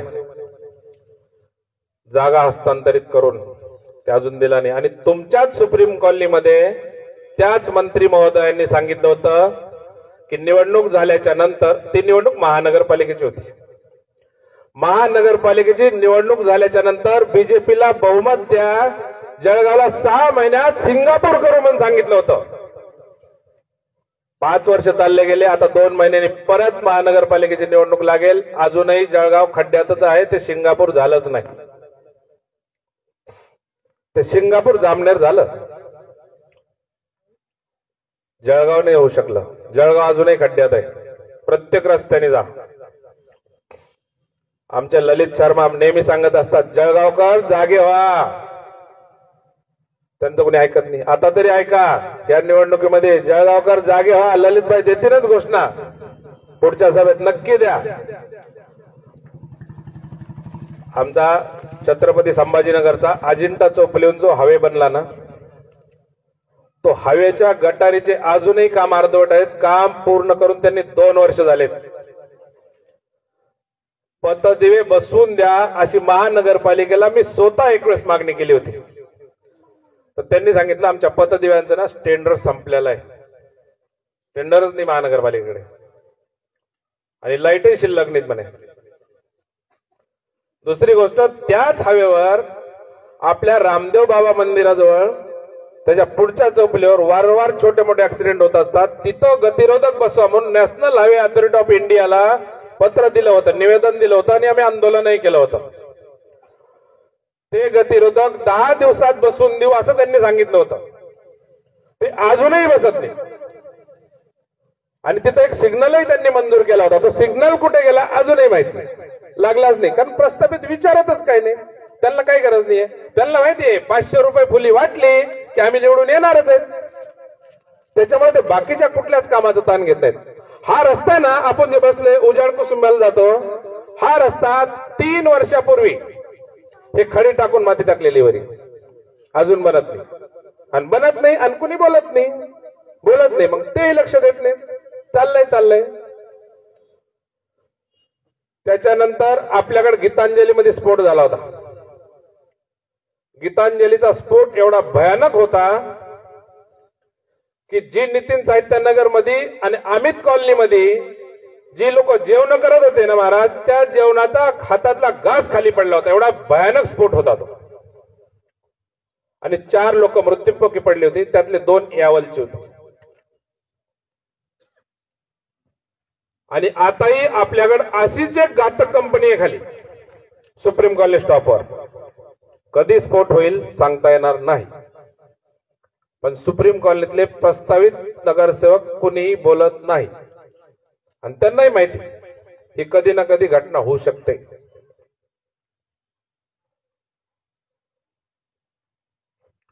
चला असो, आज आपले अनुज दादाचा आज वाढदिवस आहे. त्यांना सगळ्यांनी टाळ्या वाजून त्यांना वाढदिवसाच्या हार्दिक शुभेच्छा द्यायच्यात आपल्याला. आणि येत्या 20 तारखेला रेल्वे इंजिनचं बटन दाबून सगळ्यांनी अन्नदाताला भरघोस मताने विजय करावा अशी तुम्हाला विनंती राहील आणि मी थांबतो. जय हिंद, जय महाराष्ट्र.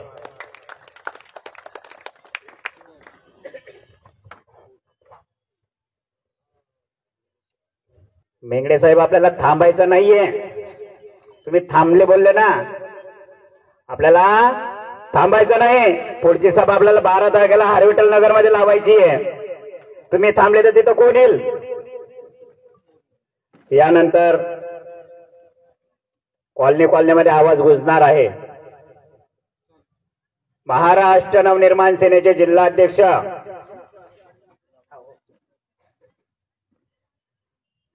महाराष्ट्र नवनिर्माण सेनेचे अधिकृत उमेदवार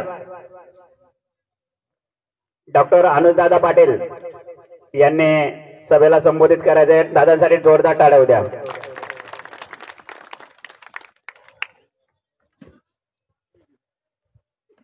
जय महाराष्ट्र. उपस्थित व्यासपीठ, जमलेले सर्व माता बंधू भगिनींनो, माझा नमस्कार.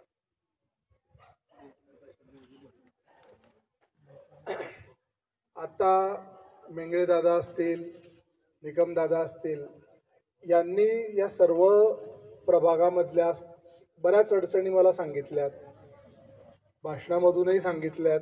आणि आता मागच्या 5-6 दिवसामध्ये मी जळगावमध्ये जागोजागी दौरे करतो आहे, लोकांना भेटतो आहे.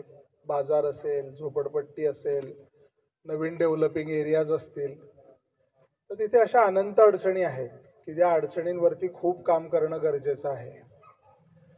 आता MIDCच्या जर यांनी ज्या अडचणी सांगितल्या, तर आम्ही कॉलेजला असताना PSM नावाचा एक सब्जेक्ट असतो, प्रिव्हेंटिव्ह अँड सोशल मेडिसिन म्हणून. त्यामध्ये इंडस्ट्रियल डेव्हलपमेंट करत असताना इंडस्ट्रीमध्ये काय काय सेफ्टी फीचर्स असायला पाहिजे, एम्प्लॉई ऍक्ट काय असतो, त्याच्यामध्ये मालकांनी काय केलं पाहिजे आणि मालकांनी नोकरांसाठी काय केलं पाहिजे, या दोघं गोष्टींचा अभ्यास आम्हाला त्या अभ्यासक्रमामध्ये शिकवला जातो. आपण आपलं घर बांधत असताना, नवीन घर बांधत असताना त्या घराच्या प्रत्येक गोष्टीकडे बारकाईने लक्ष देतो की कुठे इलेक्ट्रिसिटीमध्ये प्रॉब्लेम यायला नको, घर बांधल्यानंतर कुठे पाण्याचं लिकेज व्हायला नको, घराचे दरवाजे व्यवस्थित असले पाहिजे जेणेकरून आपल्या घरातलं आपल्या सगळ्यांचं संरक्षण व्हायला पाहिजे, पाण्याचं लिकेज व्हायला नको की छत गळायला नको. तर तसं MIDC मध्येही कुठलीही कंपनी उभी करत असताना त्या कंपनीला गव्हर्नमेंट ऑफ इंडियानी आणि महाराष्ट्र शासनाने MIDCनी बरेच रूल आणि रेग्युलेशन इम्प्लिमेंट करायला कंपल्शन केलेलं असतं. पण कंपनी चालक काय करतात की त्या गोष्टी करत असताना त्याच्यामध्ये बऱ्याच पैशांचा खर्च होणार असतो म्हणून त्या गोष्टी बायपास करून टाकतात आणि त्याचा मोबदला हा तिथे काम करणाऱ्या लोकांना चुकवावा लागतो. आता एक आपला कार्यकर्ता बोलला की यांना किती रुपये रोजंदारीने मिळतो आणि तो पैसे त्यांना रोखीने मिळतात की बँकेत मिळतात. ते पैसे रोखीने मिळाल्यानंतर काय असतं की कंपनीला ते पैसे कुठेही व्हाईटमध्ये दाखवावे लागत नाही, त्याच्यावरचा टॅक्स भरावा लागत नाही आणि त्यामुळे त्यांना कंपनीमध्ये ज्या फॅसिलिटीज द्यायच्या असतात त्या देण्याची गरज भागत नाही. प्रत्येक कर्मचाऱ्यांनी हा त्याचा पगार जर बँकेमध्ये घेतला, व्हाईटमध्ये घेतला, तर त्याचा एक पोर्टफोलिओ तयार होतो की ज्याच्या बेसिसवरती त्याला कुठलीही नॅशनलाइज बँक असेल ती अगदी कमी दरामध्ये त्याला कर्ज उपलब्ध करून देऊ शकते की ज्याच्यावरती तो स्वतःचं घर बांधू शकतो किंवा दुसरा काही दुय्यम उद्योगधंदा सुद्धा सुरू करू शकतो.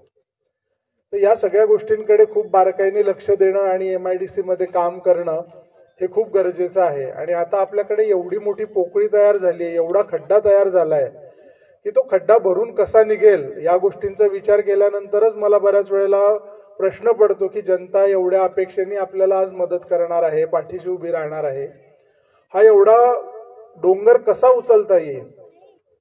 तर त्या ठिकाणी मग मला श्रीकृष्णदादांसारखे लोक, अण्णांसारखे लोक, जमीलबाईंसारखे लोक मार्गदर्शन करतील आणि सुचवतील की मी काय केलं पाहिजे, कसं केलं पाहिजे. ग्वाही एवढीच देऊ शकेल की तुमच्यापैकी कुठलाही तो मनसैनिक असो किंवा जळगावचा एक सामान्य नागरिक असो, जो कोणी येईल कुठलंही काम घेऊन येईल, अगदी फास्ट ट्रॅक तडकाफडकी काम करण्याचं मी तुम्हाला आश्वासन देतो की ते काम पूर्ण करूनच देईल. राजकारण हा माझा काही धंदा नाही आहे की उद्या जर मी राजकारणी नाही राहिलो, खुर्चीवर नाही बसलो तर माझा परिवार रस्त्यावरती येईल. मी डॉक्टर माणूस आहे, हातावर पोट आहे आणि माझ्या विद्येवरती मला माझा रोजगार, माझं रोजंदारी चालू शकते. समाजाचं काहीतरी देणं लागतं या उद्देशाने मी माझा सगळा प्रपंच सोडून या राजकारणामध्ये आलो आहे. आणि जळगावकरांसाठी काहीतरी करायची इच्छा आहे की नाही. आता हे जळगाव जे आता इतकं भकास झालं आहे की अरे माझा स्वतःचा मुलगा म्हणतो बाबा मी जळगावात का येऊ. आता 12वीला आहे, तो पुण्याला असतो, तो पुढे आता IT इंजिनियर करणार आहे. तो म्हणतो बाबा जळगावात काय आहे की ज्याच्यामध्ये आम्हाला जळगावमध्ये येऊन राहायला लागेल. हाच प्रश्न आमच्या समोरही होता. पोस्ट ग्रॅज्युएट केल्यानंतर आमची इच्छा होती की पुणे मुंबईमध्ये सेटल व्हावं किंवा बाहेर अब्रॉडला निघून जावं. आमच्या वडिलांनी सांगितलं की अरे आपण इथे वैद्यकीय सेवेचा वारसा घेतलेला आहे, मी 40 वर्ष झाले जळगावात काम करतोय आणि तुम्ही लोक शिकून सवरून जर बाहेर निघून गेले तर मग इथे लोकांची सेवा कोण करणार. आणि त्याच उद्देशाने 2013 मध्ये मी जळगावात आलो आणि अस्थिरोग तज्ज्ञ म्हणून काम करायला सुरुवात केलं. मागच्या 10-12 वर्षामध्ये 7 ते 8 हजाराच्या वर सर्जरीज, ऑपरेशन्स माझ्या हातून घडल्या आहेत. 10-12 हजार 15 हजाराच्या वर माझे रुग्ण असतील की ज्यांना मी आजही सेवा देतो. माझी पत्नी इंटेन्सिव्हिस्ट आहे, ती त्याच पद्धतीने सेवा देते. आणि हाच सेवेचा वारसा आम्हाला पुढे चालवायचा आहे. तुमच्यासाठी सगळ्यांसाठी काही ना काही करायचं आहे, जेणेकरून येत्या पुढच्या वर्षांमध्ये आपल्या पुढच्या पिढीला आपल्याला सांगता येईल की अरे कोणीतरी आपल्यासाठी काहीतरी केलंय आणि आपणच ते करत राहायला पाहिजे. एक साधी गोष्ट बघा, रस्त्यावरती जर एखादा माणूस पडला आणि कोणीच थांबलं नाही तर तिथे कोणीच थांबत नाही, सगळे पुढे निघून जातात. पण अगदी एखाद्या माणसाने गाडी थांबवली, बाजूला उतरला आणि तो उतरून त्या मदतीला आला तर लगेच आजूबाजूच्या 10 गाड्या थांबतात आणि त्या माणसाला मदत करतात. ती त्याला हिंमत होते. त्याच पद्धतीने जेव्हा मी काम करायला लागेल, माझ्यासोबत तुम्ही सहकारी म्हणून काम करायला लागाल, तुम्हाला बघून तुमच्या अवतीभोवतीच्या लोकांनाही वाटेल अरे काम केल्यानंतर समोरच्याला काहीतरी सुख देता येतं, काहीतरी मदत करता येते आणि आपण ती मदत केली पाहिजे आणि त्या मदतीच्या भावनेमधून आपण समाजकारण आणि राजकारण केलं पाहिजे असं माझं मत आहे.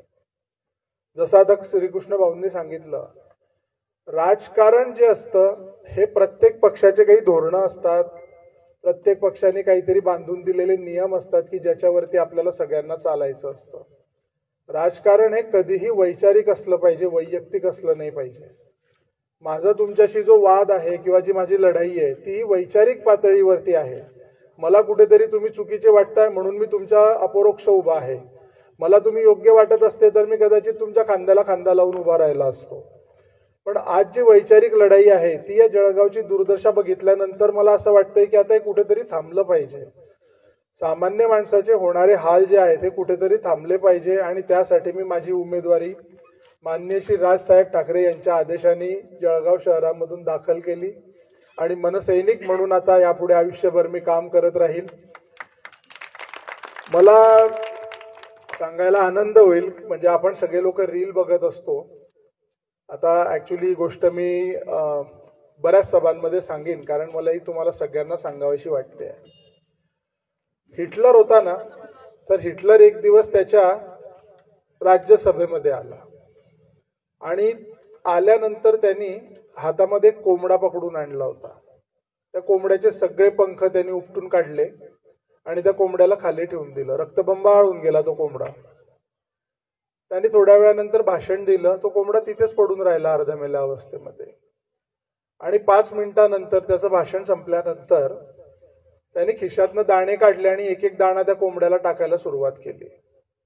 आणि त्या परिस्थितीमध्ये तो रक्तबंबाळ झालेला कोंबडा त्या पूर्ण त्याच्या राज्यसभेमध्ये जिथे जिथे तो हिटलर जात होता तिथे तिथे त्याच्या मागे त्या एकेका दाण्यासाठी त्याच्या मागे फिरत होता. आणि हीच परिस्थिती या सरकारने आता आज आपली सगळ्यांची करून टाकली आहे. सगळ्या बाजूने आपल्याला उपटून टाकलंय, सगळ्या बाजूनी हतबल करून टाकलंय, अगदी रक्तबंबाळ करून टाकलंय.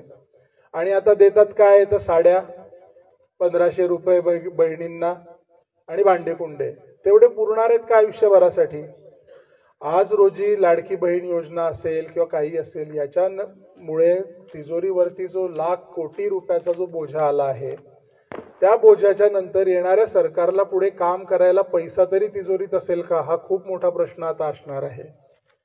कोणालाही काही देण्याबद्दल आमचा विरोध नाही आहे, पण तो विरोध देत असताना, तो कुठलाही मदत करत असताना त्याच्यामुळे जर पूर्ण त्या एका राज्यावरती बोजा पडणार असेल आणि त्याच्याने पुढची होणारी सगळी प्रगती थांबणार असेल तर हे देऊन ते तुम्हाला त्या कोंबड्यासारखंच लाचार बनवताय असं माझं वैयक्तिक मत आहे. त्यामुळे आपण स्वतःहूनच सेल्फ इस्टिम्ड असलं पाहिजे, आपण स्वतःहूनच स्वतःसाठी काहीतरी कामं केले पाहिजे असं माझं मत आहे. आणि ते करण्यासाठी तुम्हाला जे काही गरज पडेल, जी काही मदत लागेल ती करण्यासाठी मी तुमचा सदैव बांधील राहील. एवढं बोलून मी माझे 2 शब्द संपवतो. जय हिंद, जय महाराष्ट्र.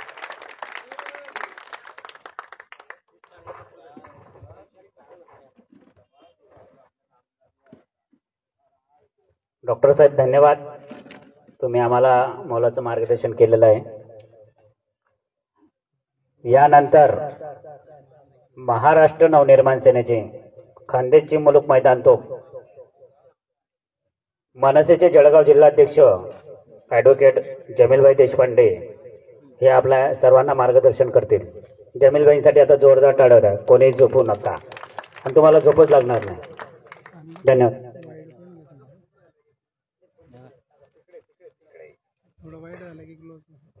मंचावर उपस्थित पक्षाचे नेते आदरणीय जयप्रकाश बाविस्कर साहेब, आपल्या पक्षाचे अधिकृत उमेदवार डॉक्टर अनुज पाटील, या परिसरातील रहिवासी आणि महाराष्ट्र नवनिर्माण सेनेचे पदाधिकारी श्रीकृष्ण बेंगळे, राजेंद्र निकम. मला असं वाटतं की आपण ललित भाऊ शर्मा यांचं पण भाषण ऐकलेलं आहे. ललित शर्मा, राजन पाटील, योगेश पाटील, चेतन पवार. पहिली सभा आहे म्हणून डॉक्टर साहेबांच्या परिवारातील त्यांच्या सौभाग्यवती या ठिकाणी आलेल्या आहेत. डॉक्टर लीना पाटील. आई, तुम्हाला थोडंसं बघून आश्चर्य वाटलं असेल की आपल्या सभेमध्ये लोक का नाही आहेत.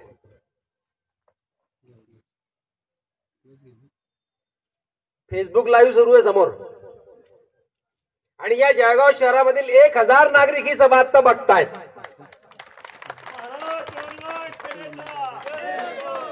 तुम्ही कोंबड्यांचा किस्सा सांगितला डॉक्टर साहेब, तर लोक हतबल आहेत, ते समोर येऊ शकत नाही. ठीक आहे, फेसबुकच्या माध्यमातून ते आपण ऐकू, तर आपण निराश होण्याची गरज नाही. त्या 1000 लोकांचे कमेंट्स पण नंतर वाचून घ्याल. नितीन साहित्य नगर मध्ये आसपास आता जरी आपण 50 लोक असलो अण्णासाहेब, तर 200-500 घरामधले या 4-5-50 घरामधले 200 लोक ही सभा ऐकतात, हेही दिसतंय. माहितीये तुम्ही ताई, काय अक्का, काका, मावसा जे काही असेल येऊ शकत नाहीये. आवाज मात्र तुमच्यापर्यंत जातोय आणि हा आवाज कोणाचा आहे माहित आहे? सन्माननीय राजसाहेब ठाकरेंच्या उमेदवारांचा आवाज आहे. सन्माननीय राजसाहेब ठाकरे यांच्या कार्यकर्त्यांचा आवाज आहे. आमच्या सभेमध्ये गर्दी नाही, दर्दी लोक बसलेले आहेत. दर्दी एकेका उमेदवाराच्या एकेका माणसामध्ये 1000 मतदान आणण्याची ताकद या ठिकाणी आहे. म्हणून निराश होण्याचं कारण नाहीये मित्रांनो. ज्या ज्या ठिकाणी सत्तेच्या विरोधात उभं राहावं लागतं त्या ठिकाणी संघर्षामध्ये खूप कमी लोक असतात. सत्तेचे लाभार्थी जास्त असतात, पण सत्तेच्या लाभार्थ्यांना जेव्हा काही लाभ दिसत नाही तेव्हा ते चुपचाप सन्माननीय राजसाहेब ठाकरे यांना मतदान करतात. हे चित्र आता दिसत आहे. काय अवस्था करून ठेवली. मेंगडे साहेब, तुम्ही इथले रहिवासी आहात. सुप्रीमचा रस्ता 2014चं पॉम्पलेट कोणाला आठवतंय? फेसबुक लाईव्ह बघतायत त्यांनाही ऐकवतो, ऐका. चीड येत नाही का खड्ड्यांची? किती लोकांना माहिती आहे ते ब्राउचर, ते पॉम्पलेट? काय म्हटलं होतं? चीड येत नाही का खड्ड्यांची? आमदार महोदय, चीड येते. तेव्हा पण येत होती, आत्ताही येते. आत्ता चीड येते तुमच्या नाकर्तेपणाची. जे आश्वासनं तुम्ही 10 वर्ष देतायत, या तुमच्या आता प्रचार ब्राउचर मध्ये, पॉम्पलेट मध्ये, होर्डिंग मध्ये म्हणतायत की 10 वर्षाचा, दशकाचा अनुभव आहे. त्या दशकाच्या अनुभवामध्ये तुम्ही काय दिलं? Eiffel tower? कोणता आयफेल टावर शरीफ भाई? हे दिख रहा है. या खांबांच्या व्यतिरिक्त जळगावमध्ये काहीच मिळालेलं नाहीये. बरं, ते मिळालं आमदार निधीमधून. आमदार निधीचा पैसा येतो जनतेच्या टॅक्स मधून. लोकांचे कष्टाचे पैसे येतात, टॅक्स कापला जातो, त्यातून सरकार पैसे जमा करतं, ते आमदारांना देतात, तुमच्या विभागामध्ये खर्च करा. त्यातून तुम्ही एक साधा आयफेल टावर सारखं पोल लावता आणि 20 फुटावर तुमचं नाव लावून ठेवता. तुम्हाला ते लावण्याचा अधिकार नाही, कारण तो पैसा जनतेचा आहे, तुमचा नाहीये. बरं, नाव वरती का लावतात अण्णासाहेब? खाली लोकांनी शेण मारू नये म्हणून नाव वरती लावतात. त्यांना माहितीये खाली नाव लावलं कोणी काळा भासेल, कोणी त्याच्यावर चिखल फेकेल, कोणी त्याच्यावर शेण फेकेल, म्हणून 30 फुटावरती लावून ठेवतात. जगामध्ये दुसरं काय मिळालंय? विविध एरियामध्ये 500-500 रुपयाचे बाकडे. त्या बाकड्यांवर तुम्ही बसा, आम्ही निवडणुकीत उभे राहतो. बस एवढंच काम आहे का लोकांना? लाडक्या बहिणींना ऐकता आहात आपण घरामधून. तुम्हाला 1500 मिळाले. काय होतं 1500 मध्ये? 10 वर्षापूर्वी 400 रुपयाचं सिलेंडर होतं. आज 1400 झालं, 1100 झालं, 1200 झालं. चीड येते आम्हाला याची, असं सांगायला पाहिजे. आमच्या पोराबाळांना काम नाहीये. 1000 मधून 500 कंपन्या जळगावमध्ये बंद होत आहेत, नाहीये सुरू. चीड येते आम्हाला त्याची. मेंगडे साहेब, तुम्हाला एक मी गोष्ट सांगून ठेवतो. प्रस्थापित उमेदवार येथील प्रचार करायला जे सत्तेत आहे, या परिसरातल्या आपल्या भगिनींना 1500 रुपये घेऊन बाहेर काढून ठेवा आणि ते आले की त्यांच्या तोंडावर फेका. हे तुमचे 1500 घ्या तुमच्याकडे, रस्ता बनवा, तुमचे 1500 नको, तरच आपण स्वाभिमानी असू, हे सन्माननीय राजसाहेब ठाकरे वारंवार सांगतायत. कुठे गेला आमचा स्वाभिमान? छत्रपती शिवाजी महाराजांच्या राज्यामध्ये आम्ही स्वाभिमानवाले मराठी माणसं आहोत आणि हे 1500 मध्ये आम्हाला विकत घेतील? थट्टा चालवली आहे लोकांची, गृहीत धरलं जातंय लोकांना. मी सगळ्यांना विनंती करतो, सुप्रीम कॉलनीमध्ये ज्या ज्या ठिकाणी हा आवाज जात असेल त्या सगळ्यांना विनंती करतो की 1500 त्यांच्या अंगावर फेकून मारा, तेव्हा वेगळा संदेश जाईल आणि आमच्या मधला स्वाभिमान त्याच वेळेस जागी होईल. करा असं खरं. 300 रुपयामध्ये आमची मुलं काम करतायत. ते तर सोडा, आणखी एक नवीन प्रकार. डॉक्टर साहेब, आपण कार्यालयात बसतो खूप वेळा. काय काम मागायला येतात लोक? प्रचाराला माणूस पाहिजे का? प्रचाराला बाई मावशी पाठवू का? अरे, आमच्या मराठी तरुणांना तुम्ही हाताला काम दिलं पाहिजे होतं. 5 वर्ष तुम्ही काम दिलं नाही म्हणून प्रचाराच्या कामाकरता 300 रुपये रोजाने ही परिस्थिती आणली आहे. याच्याकरता या तरुणांनी जन्म घेतला जळगावमध्ये. मुलं इथे शिकतात, तरुण इथे शिकतात, नोकरी करता मुंबई पुण्याला जातात. 10 वर्षात तुम्हाला उद्योग आणता आला नाही, कारण तेवढी आम्हाला अक्कलच नाही. सन्माननीय राजसाहेब ठाकरे म्हणतात की प्रत्येक परिसरातला उमेदवार हा सुशिक्षित असावा. डॉक्टर साहेबांना मी आज पहिल्यांदा भाषण करताना ऐकलं, 10 मिनिटं बोलले, 5-7 मिनिटं. डॉक्टर साहेब, तुम्ही अतिशय उत्तम आणि अभ्यासू बोललेत.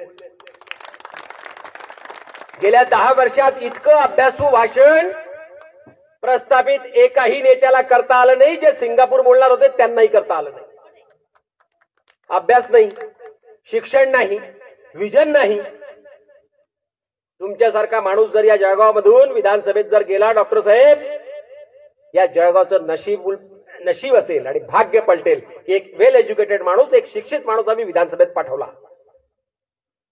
जर आम्ही ही चूक केली आणि पुन्हा निष्क्रिय आमदाराला आम्ही जर का विधानसभेत पाठवू, आम्हाला आमची पिढी आयुष्यात माफ करणार नाही. पारधीपासून नशिराबाद पर्यंत हायवे जो गेलाय ना, या 10 वर्षामध्ये अण्णासाहेब 1100 तरुण मुलं गेलेत. 1100. कोण जबाबदार आहे याला? याला निष्क्रिय आमदार जबाबदार आहे. उड्डाण पूल करता आला असता, बायपासला त्वरित गतीने काम करा म्हणून सरकारमध्ये राहून काम करता आलं असतं. आजही खितपत पडलाय तो विषय.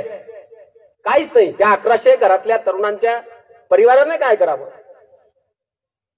त्याचा प्रश्न कोणी विचारत नाही. आमच्या मनामध्ये राग येत नाही, आमच्या मनामध्ये चीड येत नाही. का म्हणून येत नाही? 1200-1500 दिले म्हणून तुम्ही लोकांना खरेदी केलं असं होणार नाही.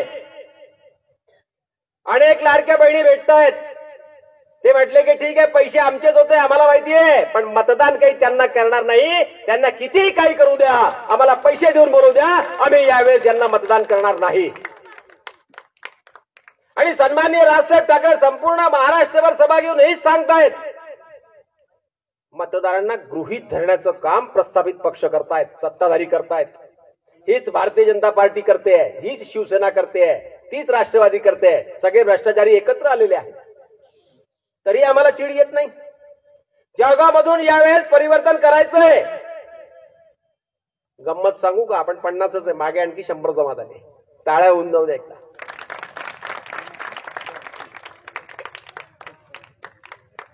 कारण विचार राजसाहेबांचे आहेत.